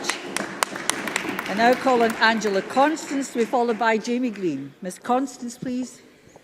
Thank you, Presiding Officer. It was Disraeli who said that finality is not the language of politics. And we would do well to remember that democracy is not a one-off event. Politics, like life, irrespective of good times or bad, goes on. And the mandate for Scotland's right to choose has indeed been secured repeatedly. And it is galling to hear a party who have not won an election in Scotland for 60 years behave as if they have a veto. And 2014 was indeed a rare and precious moment to chart a different course And indeed, it would have been, to coin a phrase, a once-in-a-lifetime opportunity to avoid being dragged out of Europe against our will. Now, we may not know absolutely everything about the next chapter in the Brexit Burech, but surely we now know enough. The consequences of leaving the EU, the single market and the customs union, only to be replaced with the uncertainty of a free trade agreement and a race to the bottom on human rights, safeguards for workers and environmental protections, is akin to replacing your super-fast broadband with your old dial-up connection. It's a step backwards. And if there was one thing that the Scottish Government and John Major and Philip Alston, the UN Special Rapporteur on Extreme Poverty, have in common, is that they all recognise that it will be those with least who will suffer the most as a consequence of Brexit. And there are, of course, real concerns about the supply of food, fuel and medicines. Now, when I look back to the aftermath of the 2014 referendum, and while the Smith Commission didn't, in my view, deliver what was promised, far from it, nonetheless, the pragmatist in me recognised that collectively we took some steps forward. And if you contrast that with events post-2016, with the UK Government remaining resolute in their intransigence and not being prepared to come to any compromise with the highest Remain voting part of the UK, with Scotland alone facing an outcome it didn't vote for, what happened to those Conservatives who said what goes for Northern Ireland must go for Scotland?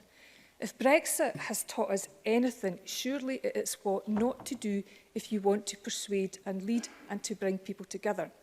And this emboldened UK Government have not just said no to Scotland's right to choose, but they have indeed said no to all the devolved nations by imposing their withdrawal agreement and trampling over the devolution settlement. The proroguing of the so-called Mother of Parliaments was a new low for parliamentary democracy across the UK. But the all-time low for me was saying no to unaccompanied child refugees, the most vulnerable group of children and young people in the world. And the UK Government has also in effect said no to 237,000 EU citizens in Scotland who now have the indignity of applying for the rights that they already have to stay in their own home. The facts of the matter are that without EU migration over the next 25 years, our working age population will fall by 3%, and the negative impact of this is beyond measurement for both our economy and indeed our society and well-being. Devolution over the past 20 years has taken Scotland forward, but we now risk being locked into decline. And I very much wish that we could have a better debate about the indivisible relationship between where power lies and the bread and butter issues that matter to us most. I have never walked away from a debate about what more can and should be done with our existing powers and resources. I steered the child poverty legislation through this Parliament despite not having all the social security powers or employment law. I want to see the right to food enshrined in Scots law, despite the fact that it's the UK Government's welfare policies that's driving up demand for food banks. But fewer powers means fewer options, and I really want to see us continue to sweat our powers for more impact. But there will be some issues that trying as best we can with one arm tied behind our back quite simply is not going to be enough, and some of our choices are going to be impossible choices to make. Because for every pound that we spend on making amends for Westminster to stop them dragging people back and making them poorer, we have a pound less to spend on taking people forward and making them richer. So this debate about Scotland's future is inextricably linked to day-to-day life, and the debate has not evaporated, and it cannot be ignored, because to do so is not only unsustainable, it's undemocratic, and it's the utter folly of those who fear that they are on the losing side of an argument and on the losing side of history. Presiding Officer. Thank you very much. I call Jamie Green to be followed by Stuart McMillan. Mr Green is the penultimate speaker in the open debate. Mr Green, please. Thank you, Deputy Presiding Officer. Can I start perhaps surprisingly, by thanking the Scottish Government for bringing forward today's debate, because they want to talk about Scotland's future. Well, so do I. I want to use our precious parliamentary time, the modest 9 or so hours that this chamber sits per week, to rightfully debate matters of importance to the people that we serve. Because surely that is what is expected of us all. Absolutely.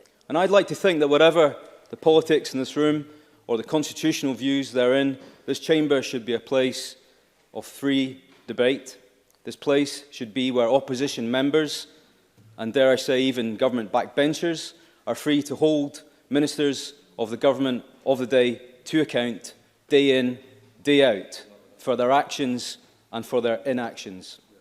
So if the Scottish Government comes here and calls a debate about Scotland's future, Presiding Officer, I'm all ears. But Scotland's future lies in how this Parliament, its parties and its government uses both its time and its responsibility to deliver on devolution for the good of the people that we represent. And we should represent all of our constituents.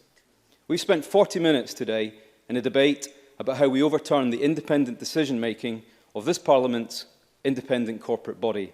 And now we're spending 2.5 hours on the Constitution. So let me say to people in the gallery who are watching this at home, we can do so much better than this. What does this debate tell people about the priorities of this government? Now, those heckling amongst them, I know there are SNP members in this chamber who have worked in our NHS, who taught in our schools, who fought for our country, and who have dedicated their lives to public service. There are many in here that I have great respect for, as I've got to know them over the last 4 years. But surely even they must be nervous about the imagery of this Parliament prioritising flags, the Constitution and referenda over schools, hospitals and police stations. First Minister, you want to talk about Scotland's future, so let's talk about Scotland's future, because Scotland's future is as precious to me as it is to my mother, my neighbours, my friends, those of political persuasion and those of none, just as being Scottish is precious to me, despite what some might say. Today's motion talks about forming a government that is best suited to Scotland's needs. The question is, therefore, does the track record of this government fulfil that ambition? Let's talk instead today about the fact that violent crime has risen by 18% in Inverclyde last year. But we're told there's nothing to see. Let's talk about subject choice reduction in our schools, teacher shortages in STEM, students in Scotland being squeezed out of university, and all the while we are accused of a moan fest. Let's talk about the new hospital on the East Coast, which still isn't open, and the one on the West Coast, which is, but is under investigation. Let's talk about the 2 new ferries promised to our island communities, but are lying half-built on the dock while our island communities suffer. Because, Presiding Officer, Scotland's future doesn't lie in constitutional debate. It doesn't lie buried deep in the white papers of independence. It lies in improving opportunities and outcomes for everybody in Scotland. Scotland's future lies in tackling GP shortages and waiting times in our hospital. Scotland's future lies in delivering affordable, reliable public transport which meets the needs of all our communities and the environment. Just as Scotland's future lies in ensuring that there are enough teachers so we can address the significant growth in multi-level teaching and give our children the education that they deserve. Scotland's future lies in looking after our police officers, in tackling violent crime, in reducing drug deaths and making our streets safer. Scotland's future lies in growing our economy so that towns like my hometown, Mr Mackay, in Greenock, isn't ranked top of the deprivation table. Housing, health, education, all major factors in that depressing accolade that it has inherited. And that is a sad indictment of your government. That's what happens when government takes its eye off the ball, Presiding Officer. Because the truth is, as you can hear, when the going gets tough, deflect. Because that's what today really is about. Nothing more than sheer, unashamed deflection. Deflection from debating the very things that devolution has empowered us with. Presiding Officer, the sad but inevitable truth at the heart of this debate is that I often wonder if the SNP government really cares whether or not devolution succeeds or fails. Because either outcome, through its misguided logic, will give credence to the notion that independence is somehow the answer to all of our woes. So when I say to the First Minister, get on with the day job, I say that not just to the First Minister, but to a challenge to each and every one of us. This isn't about sovereignty, this is about duty. And our duty is to ensure that excellence prevails in every health board, in every local authority, in every place of education. Because if we don't, we are all failing in our duty. Presiding Officer, Scotland's future is already in our hands. And the sooner we realise that, the sooner we can all get back to the day job. Thank you very much. And I call Stuart McMillan, the last speaker in the open debate. Then we move to closing speeches. Mr McMillan, please. Thank you very much, Presiding Officer. First of all, actually, I just want to touch upon 2 points that Mr Green just spoke about. Mr Green, the Constitution matters. If it didn't, then we wouldn't be leaving the European Union on Friday evening. And secondly, on the point regarding flags, I suggest that Mr Green go online and look at some of the images of London at the moment, festooned with Union flags, as compared to just the debate about one flag outside of this building. Now, today's debate has been very much of what I expected, certainly robust defence of independence from those who are pro-independence, and also those from the pro-union side, a robust defence of their particular position. But one thing is certain, though, and that's it's the status of Scotland and its position in the EU come 11 p.m. on Friday evening. I am an English-born Scot. I'm also a European. And my circumstances change on Friday night. And for me, this material change of circumstance necessitates that this Parliament should take forward a referendum on independence. In 2014, we were told to lead the UK, not leave it. We were love-bombed by many, and the political class from Westminster were sent up to tell us to stay.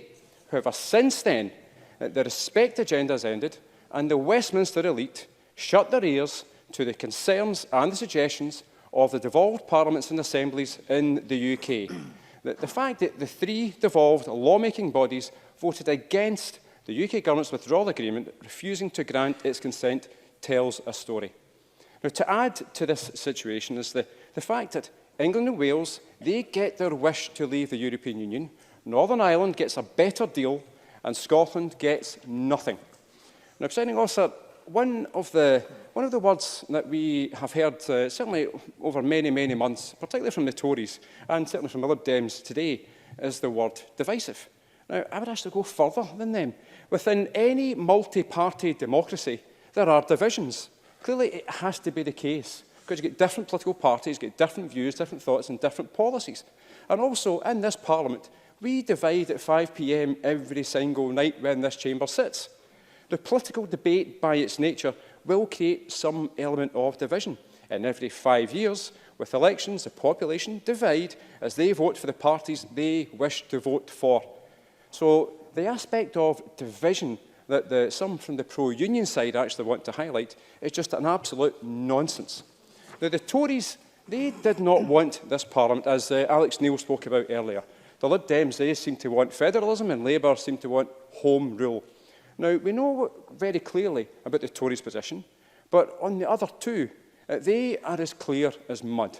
Now, last week, in the Culture, Tourism Europe and External Affairs Committee, we heard the unfortunate truth for the Tories. Professor Anand Menon stated, and I quote, "On ratification, I absolutely agree with what Dr Fabian Zulig said about the European Parliament. And bear it in mind that if we end up with a mixed agreement, this is regarding the trade agreement, that needs approved by parliaments across Europe, what is curious about this negotiation is that it is the only negotiation in history whose specific objective is to make trade more difficult." So, Presiding Officer, pro-Europeans are being dragged out of the European Union against our will on Friday evening. There will be a trade deal, if one can be done, that will make the economy in Scotland worse off. Now, here will be another material change of circumstance to our country and to the people who live in Scotland. In 2013, the UK government reiterated that the people of Scotland have a right to decide on our future. And, Presiding Officer, every party signed up to the Smith Commission's proposals, nothing in this report prevents Scotland becoming an independent country in the future, should the people of Scotland choose. And last week, the Survation poll indicated that 61% of those asked backed this Parliament deciding on whether to hold an independence referendum. Now, okay? Mike Rumbles. I understand thoroughly what you're saying about the opinion poll, but I said to the First Minister, just 1 month ago, 55% of voters. Why do you object to this? It's a simple fact. 55% of voters in Scotland voted for candidates who don't want another. There is no real demand. Stuart McMillan. Mr Rumbles, elections and referenda are two totally different forms of public engagement. Two totally different forms. I want independence for many, many reasons, but fundamentally I want the lot of every single person in my constituency and Scotland to actually improve. Now, my constituency has never fully recovered from the systematic deindustrialisation strategy of the Tories from 1979. And the SIMD data published yesterday was sobering reading. Now, this tells me that the austerity agenda from Westminster is not working. And this tells me that things need to change to grow and strengthen communities. It also tells me that the full powers of independence actually ensures that my constituency and others like it will improve, and it will.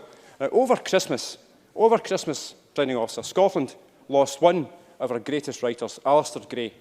Alistair Gray famously wrote about working, and I quote, "as if you live in the early days of a better nation." This is what independence will bring, and why I will be voting for Scotland tonight at 5 o'clock, and also why I want my constituency to be better, and I want the lot of every single person living in my constituency to be better. Thank you very much. Thank you very much, Mr McMillan. Closing speeches. I call on Alec Cole-Hamilton to close the Liberal Democrats. A firm 6 minutes, Mr Cole-Hamilton. Thank you very much, Deputy Presiding Officer. It gives me great privilege to close for my party this afternoon. This feels very different to debates of this kind that have happened in this parliamentary session. Presiding Officer, I invite you to look around you. The public gallery is largely empty. It's been largely empty for most of the day. The press gallery is largely empty, with the honourable exception of Liam Kirkcaldy, who is one of the finest comedy sketch writers in Scotland. He is not writing the front page splash of tomorrow's papers. It is symptomatic, Deputy Presiding Officer, of public interest on the wane. And I fear that Jackson Carlo is right, that this afternoon we have been playing only to the hardcore of the Yes movement, each of them dutifully tuned into Parliament TV and occasionally looking up from the crossword on the back of the National. Our country has judged this afternoon's debate for the theatre that it is, and it has turned away and moved on to other things. Presiding Officer, it is high time that this Parliament joined them. At the start of her speech, the First Minister suggested that opposition politicians such as myself would speak with faux outrage. Can I assure her that my outrage is quite real? Outrage that another afternoon of government time we are spending not debating the many crises in our public services that her administration has provided on. Outrage that once again this First Minister is misappropriating my vote to remain in the European Union as a catalyst for another divisive independence referendum. And outrage that she is falsely once again trying to characterise this debate as an unambiguous choice between two unions. Since the Brexit result of 2016, she has sought to capitalise on the grief response of many ardent Remainers. I know what that grief response feels like. She has sought to characterise independence as a bridge back to membership of the European Union. But as with so many arguments deployed by this government, it fails to withstand exposure to reality. She knows that membership of the single market, as an independent Scotland would have to join, would mean hard border checks at Carlisle, that the treaty of the functioning of the European Union requires accession states to have a deficit, a structural deficit of no higher than 3% when ours is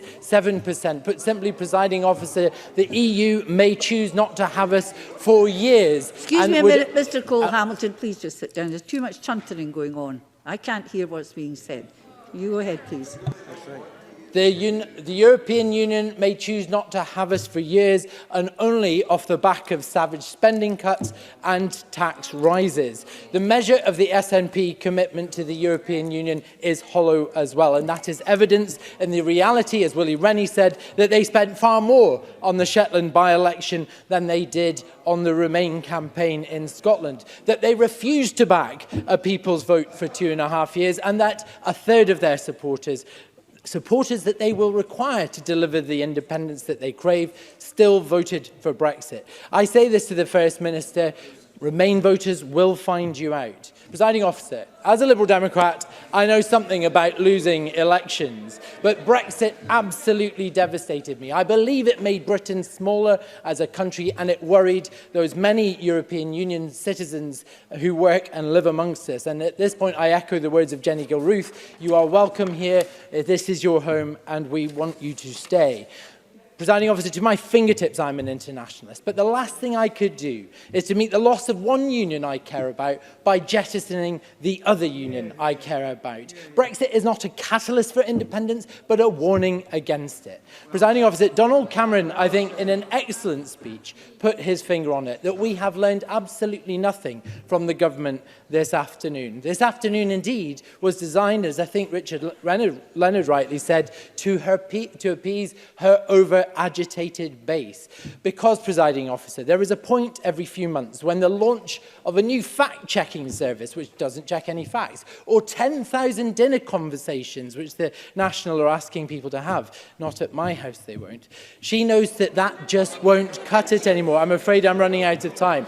She knows, the First Minister knows that she has to keep her base marching, that without meaningless debates like these in Parliament, then the eyes of her base will begin to drift to the failures of this government. And, Presiding Officer, those failures are legion. Legally binding waiting time guarantees being broken every single week, tens of thousands of times, people in pain coming into our surgeries, clutching letters saying they'll be treated in 12 weeks when they haven't been seen in 50. Child mental health waiting times, which see people in my constituency, children in your constituency, waiting up to 2 years for first-line treatment. Police officers off work with stress, or when they are at work, forced to inhabit stations that are structurally unsound. A children's hospital lying empty, costing £1.4 million a month, and primary schools filled with talented teachers in overcrowded classes teaching to a test that none of them agree with. The list goes on and on and on. Presiding Officer, we have heard a lot about mandates today, but at no point have the combined manifestos of either of the parties that support independence in this country ever amounted to 50% when they have proposed an independence referendum in their pages. Furthermore, neither of the parties who will vote for this motion tonight have met the test of public opinion that they set themselves, and so we shall vote against it tonight. Thank you very much. I call on Alec Rowley to close for Labour. Again, a firm 6 minutes, Mr Rowley. Thank you, Presiding Officer. In speaking in this debate today, I want to make clear that I very much recognise the sovereign right of the Scottish people to determine the form of government that is best suited to their needs. And that is the position of the Labour Party, and that is why we've brought forward the amendment today that says that. I recognise that during the 2014 referendum, and I have recognised it in debates since, and I recognise it now. I also do not disagree with the motion brought forward by the First Minister today when it recognises that nothing in the Smith Commission report prevents Scotland from becoming an independent country in the future should the people of Scotland so choose. That's just a matter of fact. I also agree that there has been a material change in circumstances since 2014. However, there is no evidence whatsoever to suggest that the material change to the UK, namely Brexit, has resulted in any material change in public opinion towards either independence or indeed the desire to have another independence referendum. The 2014 vote was 45-55. And 6 years on, all the evidence suggests that there has been little movement either way, so the country remains absolutely divided on this question. That said, poll after poll has demonstrated that there is no majority right now demanding another referendum. They are more concerned, I would suggest, about the impact of Brexit and what that will mean for Scotland and for the people of Scotland. Now, I hear people saying, what about the general election result? Is that not a mandate?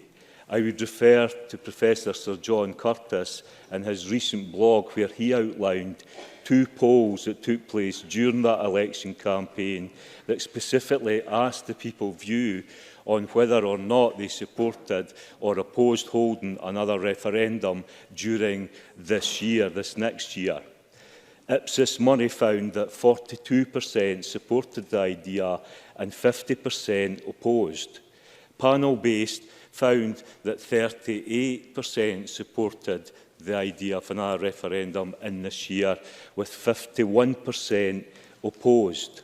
This led Professor Curtis to say, and I quote, "On the basis of this evidence, it is difficult to argue that there is clear majority support for holding a referendum on the timescales proposed by the Scottish Government."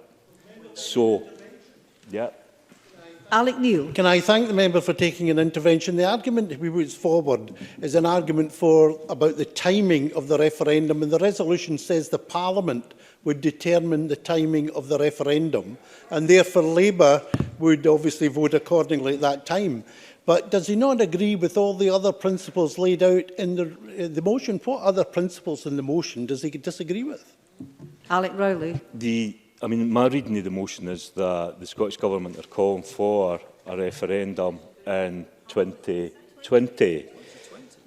We have been absolutely clear that we absolutely respect the right of the Scottish people to determine their own future.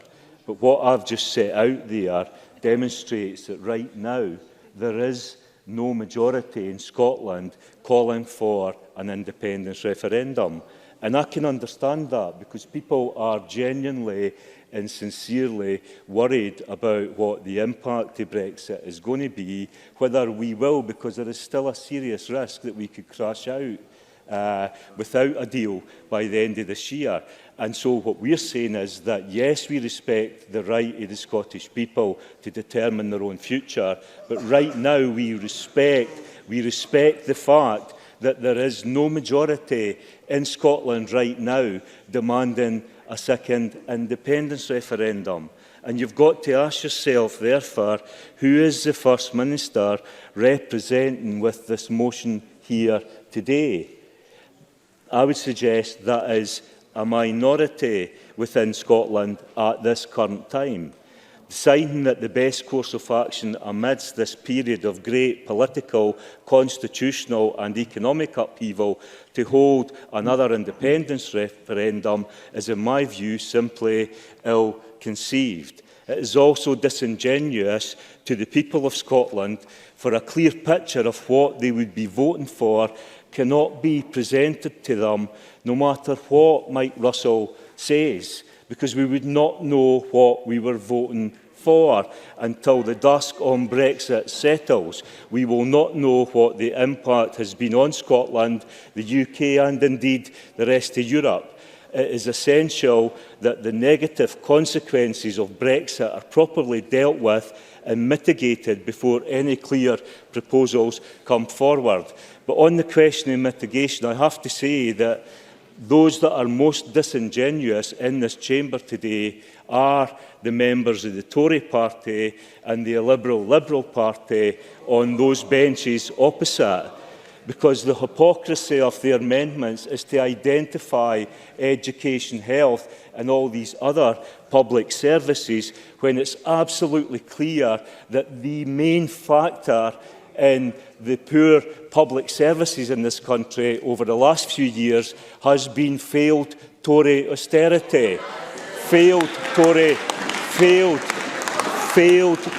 austerity that was introduced when the coalition came into place. The mitigation of £100 million for the bedroom tax, an abhorrent tax that was introduced by smiling Willie Rennie's party and the Tory party. that £100 million, if it was not being used to mitigate welfare cuts, would be ploughed into our schools and elsewhere. So I would conclude, Presiding Officer, by saying this.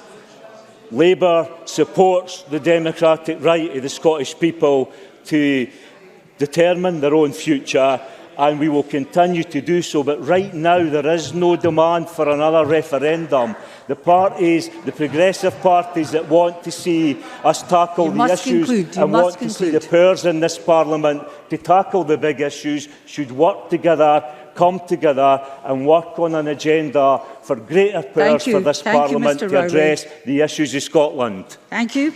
I call on Adam Tompkins to close the Conservatives. Mr Tompkins, Thank you, Presiding Officer. A strict 6 minutes. Time is precious, Presiding Officer, and limited. And yet the problems facing the Scottish Government are mounting, many of them problems of their own making. This debate is entitled Scotland's Future. Scotland's future depends on addressing the problems faced by the Scottish Government and by sorting them out. Our underperforming economy, our struggling health service, and the appalling mismanagement of our schools. But the SNP don't want to talk about any of these issues, Presiding Officer. We wanted a statement this week on what the SNP proposes to do about the disastrous and crumbling state of Scotland's police stations.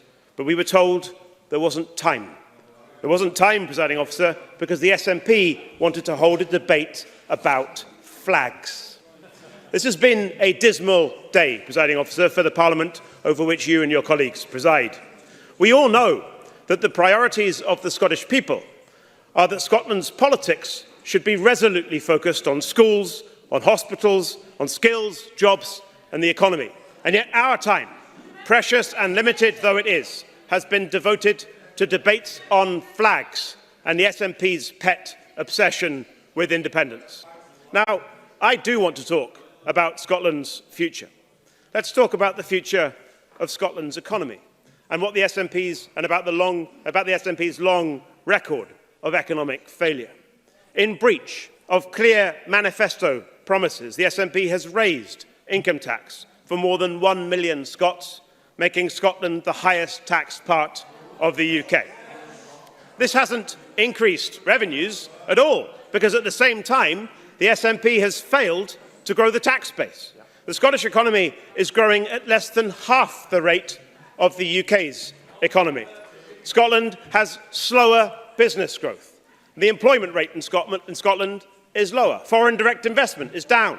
Business investment in Scotland is down. And on top of all of this, we have the ruinous car park tax to look forward to. Scotland's future, Presiding Officer, requires that we have a government determined to address these economic failures, whereas all we have here is a tired government running from its record to force on us debates on flags and independence. Presiding Officer, I want to talk about Scotland's future. Let's talk about the future of Scotland's schools and about the long record of SNP failure in education. An attainment gap that is widening, not narrowing. Overall attainment declining, not improving.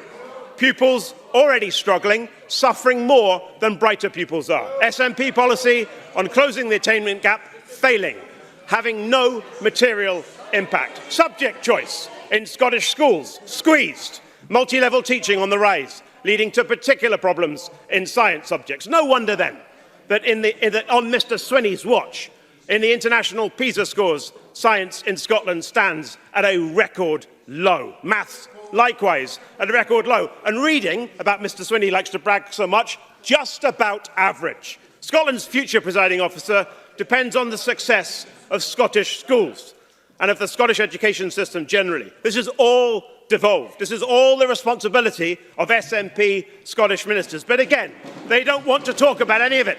They want to hide behind a flag and bang the drum for independence. Scotland's future, Presiding Officer, Scotland's future needs a healthy population supported and nurtured by a world-class, fit-for-purpose 21st century health service. So how are the SNP doing on this front, apart from the serial health boards taken into special measures and hospitals that cannot even open their doors? The 12-week treatment time guarantee never once met. We have urgent cancer patients waiting more than 2 months for treatment. We have the highest number of drug deaths ever recorded, the worst in Europe. We have nearly 500 consultant vacancies, an increasing lack of nurses and midwives, and high levels of mental health vacancies. The NHS in Scotland has been persistently underfunded and mismanaged by this SNP. That's the issue affecting Scotland's future that I'd like to see the Scottish Government focus on and the Scottish Parliament debate. Now, Presiding Officer, I believe in the sovereign right of the Scottish people. I believe it was exercised in September 2014 when more than 2 million of our fellow Scots voted to reject independence. And rather like this afternoon's debate, that independence referendum was rancorous and divisive. But let me end, Presiding Officer, on a point of consensus, because there is something the First Minister said with which I agree. She said it in September 2013. The SNP, she said, have always said that in our view, these kind of referendums are once-in-a-generation events. This is probably a once-in-a-lifetime opportunity for people in Scotland, she said. It wasn't once in a generation, Presiding Officer. In her own words, it was once in a lifetime. And in that referendum, the people of Scotland exercised their sovereignty to say no. And the people of Scotland meant it. Thank you. And can I call on the Cabinet Secretary, Michael Russell, to wind up our debate? Thank you, Presiding Officer. Let us start from a fact. This debate is taking place because in 2 days' time, Scotland will be taken out of the EU against our will, and everybody here who has a passport that says they are a EU citizen will lose that designation. That is something we do not want to happen, and this government has fought against it happening. But we are very fortunate in Scotland because we have the opportunity to move on from that back into membership of the EU. And we know from polls that most people in Scotland want to be within the EU. So this is a debate about the potential that Scotland has to move away from Brexit, which has been imposed upon us, and to move towards the normality of a small nation in Europe. But the debate, of course, has also been about the record of the Scottish Government, and so it should be. And I think that Jackson Carlow, and I want to make this point, should be concerned about government failure. Jackson Carlow should be concerned about the failure of a government that's been in power for a long time and has failed to deliver over that period. He should be concerned about that, but the trouble is he's focused on the wrong government. Because there is another government which we need to look at in these matters, a government which tries to exercise its control and does exercise substantial budgetary control over what we do. All you have to do is to start a Google search to look at the record of the UK government. For example, let us look at some of the headlines over the past few weeks and months. Doomed hospital costs set to soar to staggering £1.1 billion. The Royal Liverpool Hospital, which is unfinished, like the Birmingham Midland Hospital. That I think, I notice, as ever, I notice that Labour, excuse me, Presiding Officer, I am not taking any interventions from Mr Finlay, which I have to say is likely to improve the quality of this debate significantly. 1 in 8 secondary schools in England are failing. Commuters, here's a headline, are heading into their 3rd week of train chaos as a new timetable is implemented. The Prime Minister, when he wrote to the First Minister some weeks ago, used the word about the Scottish economy stagnating. This is from the Financial Times. Economic conditions remained stagnant in the 2nd quarter amid relentless Brexit uncertainty. The stagnation is in the UK economy. Let's touch on the health service. 1/5 of patients miss NHS targets. Go back to education. Examiners left horrified by flaws in English GCSE marking. What about housing?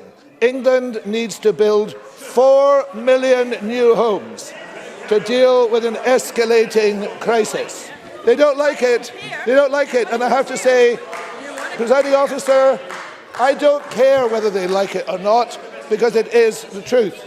Order. The crime rate. Can we hear the Cabinet Secretary, please? The crime rate in the rest of the UK is much worse. Rural payments are worse. The UK food industry threatened to stop cooperating with UK government because of the catastrophic impact of Brexit. English councils are braced for the biggest government cuts since 2010. Mr Fraser was particularly excited about the police and about police stations. At least there are police stations in Scotland. 600 police stations have closed since 2010. 600.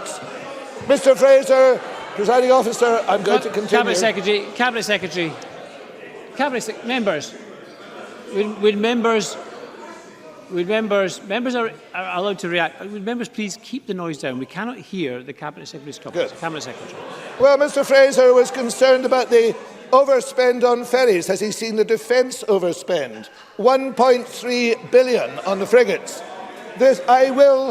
I know they don't like it, but the reality of this is that in every area of government business, there is a deflection going on here.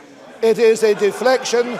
It is a deflection, presiding officer. It is a deflection from their failures, trying to pretend that in some way they are somebody else's.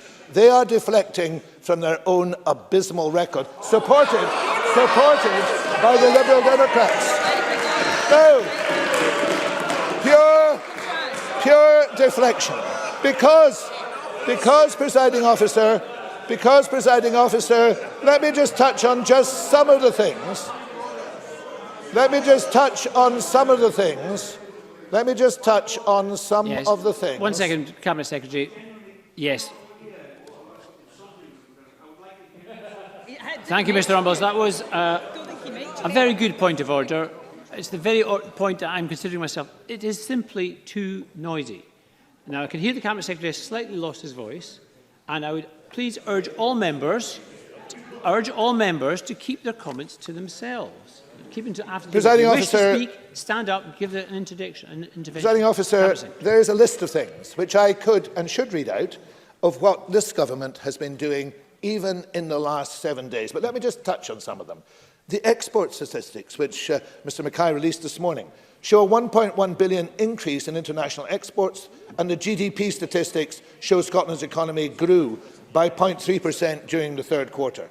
We have launched a wide-ranging research project to understand the needs of students. There's been a major report, even today, on deer management. We have launched our payment programme to provide financial security for farmers. We've announced a new climate change group.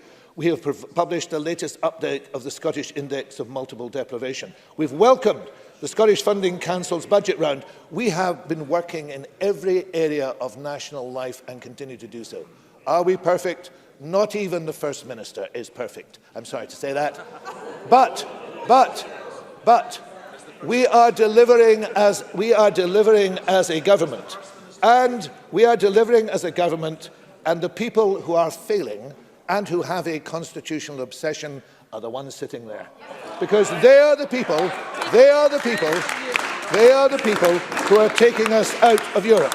Admittedly, their constitutional obsession is not as great as Willie Rennie's. Willie Rennie's Save Fife from Freedom campaign is now an absolute obsession. But it is the Tories who are taking us out of the EU. It is the Tories who are spending every single moment of legislative time on Brexit, every single penny on Brexit, every single political issue is about Brexit. And that is the problem. The problem we have in Scotland is a Tory government that is taking us out of Europe. And how do we resolve that problem, presiding officer? By voting for independence. Independence isn't peripheral. A choice in Scotland is not peripheral. The choice is central. And that's why this debate is important. Because if this chamber this evening votes in favour of a referendum, then that must happen. We have parties in this chamber who say that all the time. But if this chamber votes by the majority for a referendum, it must happen. And it is, I think, bizarre to see any party in this chamber arguing the opposite. The Lib Dems, who are meant to be the champions of proportional representation, have said this afternoon that it does not matter how this chamber votes. They will still not recognise the wish of the Scottish people. That's not liberal, that's not democratic. Presiding officer, just over a century ago in Cork, in January 1885, Parnell said something that needs to be borne in mind. No man has a right to fix the boundaries of the march of a nation. No man has the right to say to his country, "This far shalt thou go, and no further." No man. Certainly not Willie Rennie. Absolutely not Richard Leonard. Not Jackson Carlaw. And absolutely not Boris Johnson. If this Parliament votes for a referendum, it will have it.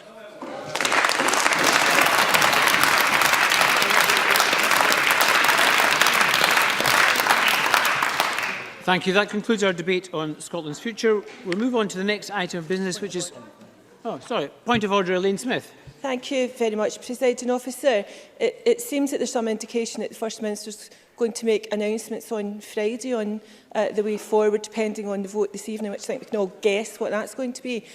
Would it not be more respectful to this Parliament for the First Minister to actually outline her position in Parliament rather than out with? Thank you.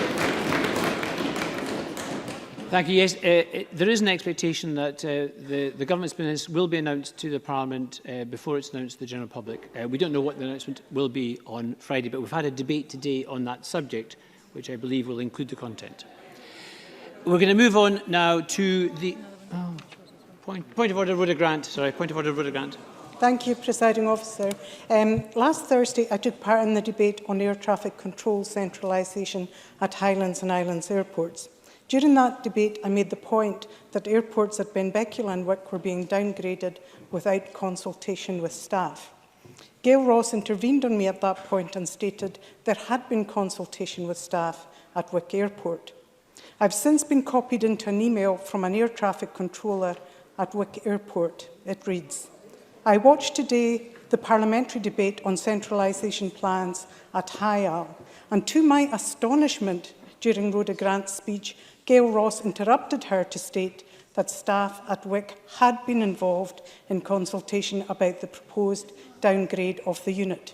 Firstly, as you are well aware, no such consultation has taken place, and I would expect someone from ATMS team to correct MSP Gail Ross to such facts before any further damage can be done to Wick. Presiding Officer, perhaps Gail Ross would like to take the opportunity to amend the record, apologise for misrepresenting her constituents and join me to save these vital jobs. Can I thank Rhoda Grant for giving me advance notice that she intended to raise a point of order. This is not a point for me to rule on as chair. The procedure, however, for members is that all members have a procedure in place if they wish to correct the report concerning comments they made themselves. The member has drawn Ms Ross's attention to the point, and it is up to the member to then make a decision. Now, moving on to the next item of business. It's consideration of Business Motion 20644 in the name of Graham Day. On behalf of the Parliamentary Bureau setting out a business programme, could I call on Graham Day to move this motion? Moved, Presiding Officer. Thank you very much, Mr Day. And no member has asked to speak on this motion. I therefore put the question that motion 20644 be agreed. Are we all agreed? We are agreed. The next item is consideration of business motions 20636 and 20637 on the stage 1 timetables for 2 bills and 20638 and 20639 on the stage 2 timetables for 2 bills. Could I call on Graham Day to move these 4 motions? Moved, Presiding Officer. Thank you very much. And again, no one has indicated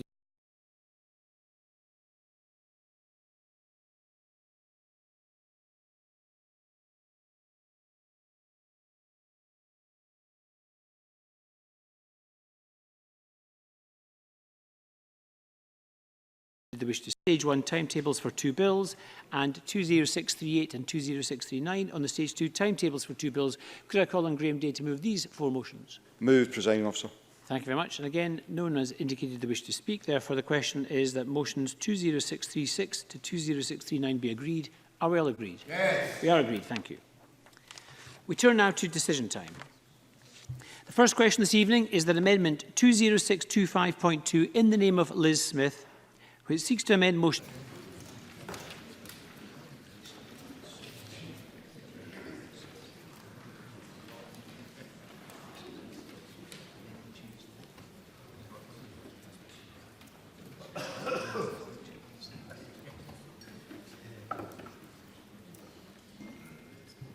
The result of the vote on amendment number 20625.2 in the name of Liz Smith is yes 54, no 63. There was one abstention. The amendment is therefore not agreed. The next question is that amendment 20625.1 in the name of Clare Baker, which seeks to amend the motion in the name of Fiona Hyslop on recognising Scotland and Europe be agreed. Are we agreed? No. We're not agreed. We'll move to a vote. Members may cast their votes now.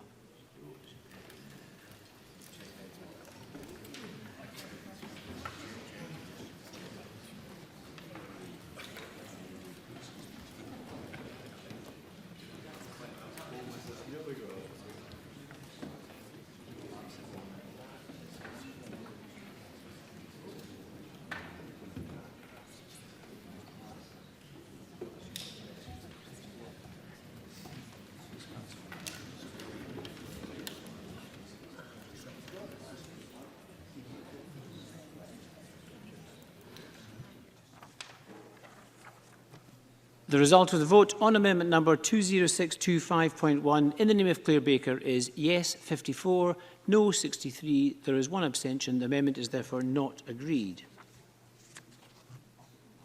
The next question is that motion 20625 in the name of Fiona Hyslop on recognising Scotland and Europe be agreed. Are we all agreed? Yes. We're not agreed. We'll move to a vote. Members may cast their votes now.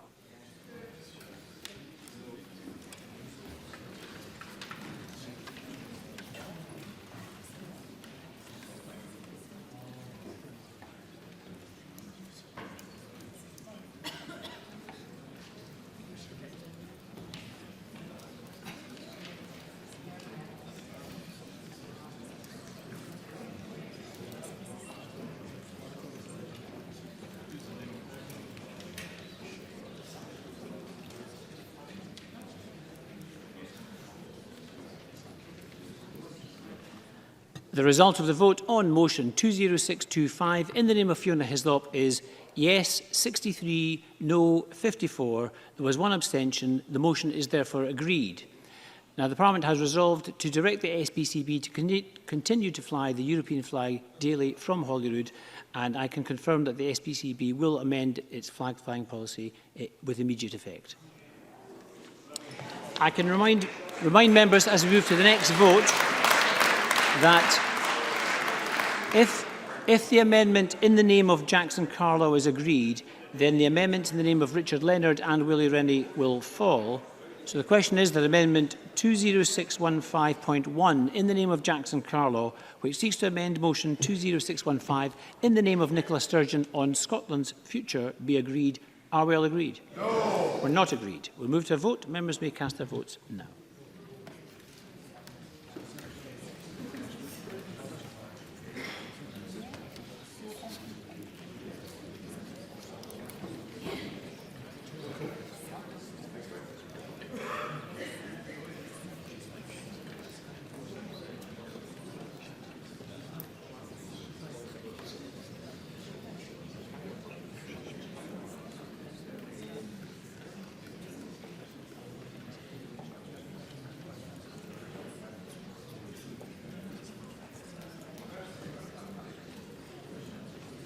The result of the vote on amendment number 20615.1 in the name of Jackson Carlow is yes 27, no 91. There were no abstentions. The amendment is therefore not agreed.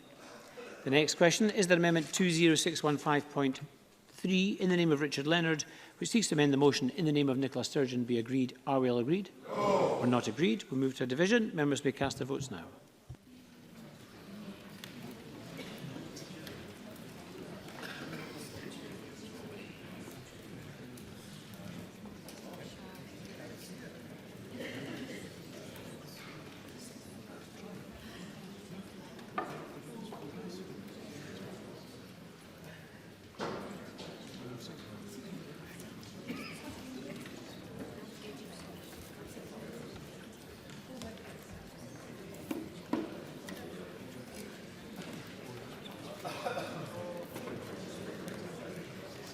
The result of the vote on amendment number 20615.3 in the name of Richard Leonard is yes 22, no 96. There were no abstentions. The amendment is therefore not agreed.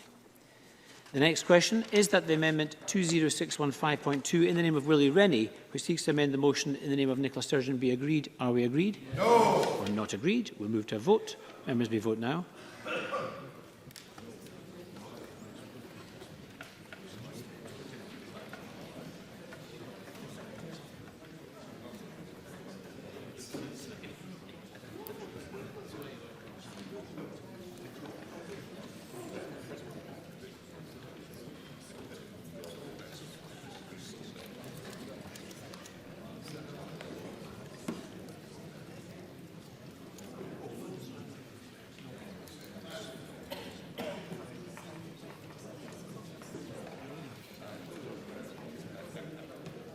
The result of the vote on amendment number 20615.2 in the name of Willie Rennie is yes 52, no 65. There were no abstentions. The amendment is therefore not agreed. And our final question is that motion 20615 in the name of Nicola Sturgeon on Scotland's future be agreed. Are we all agreed? Yes. We're not agreed. We'll move to a vote. Members may vote now.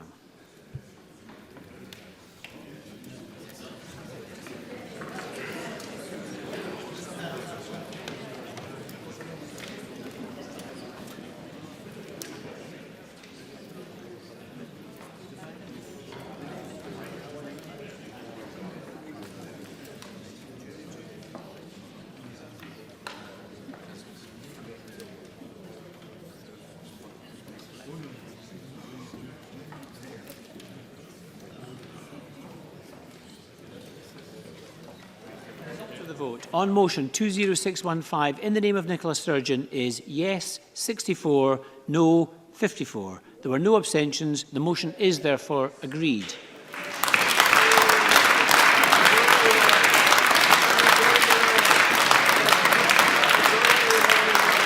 Thank you. That concludes decision time. We're going to move shortly to members' business in the name of David Stewart on right to full care to die at home. We'll just take a short pause while members...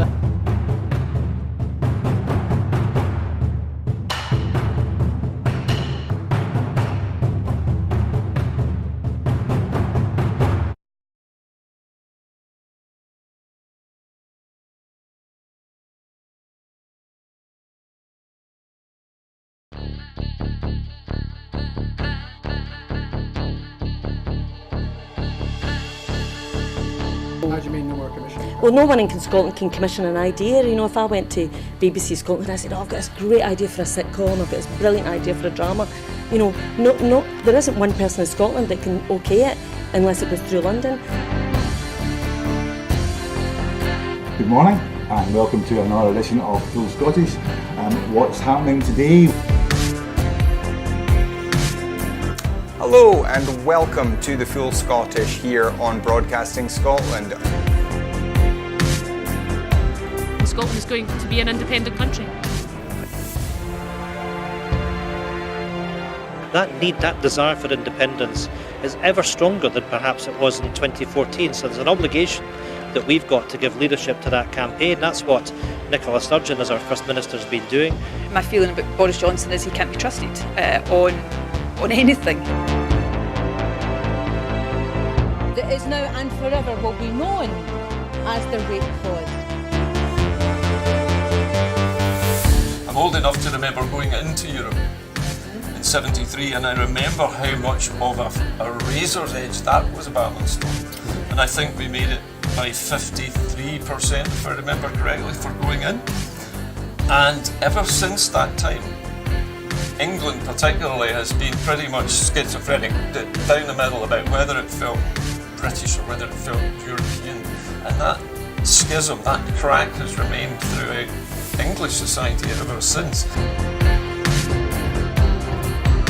Scotland means business. Scotland's voice won't be stilled, it won't be silenced, it has to be heard. About the work that's been done by Broadcasting Scotland in giving community activists, yes activists, Scottish activists a platform other than the traditional media outlets.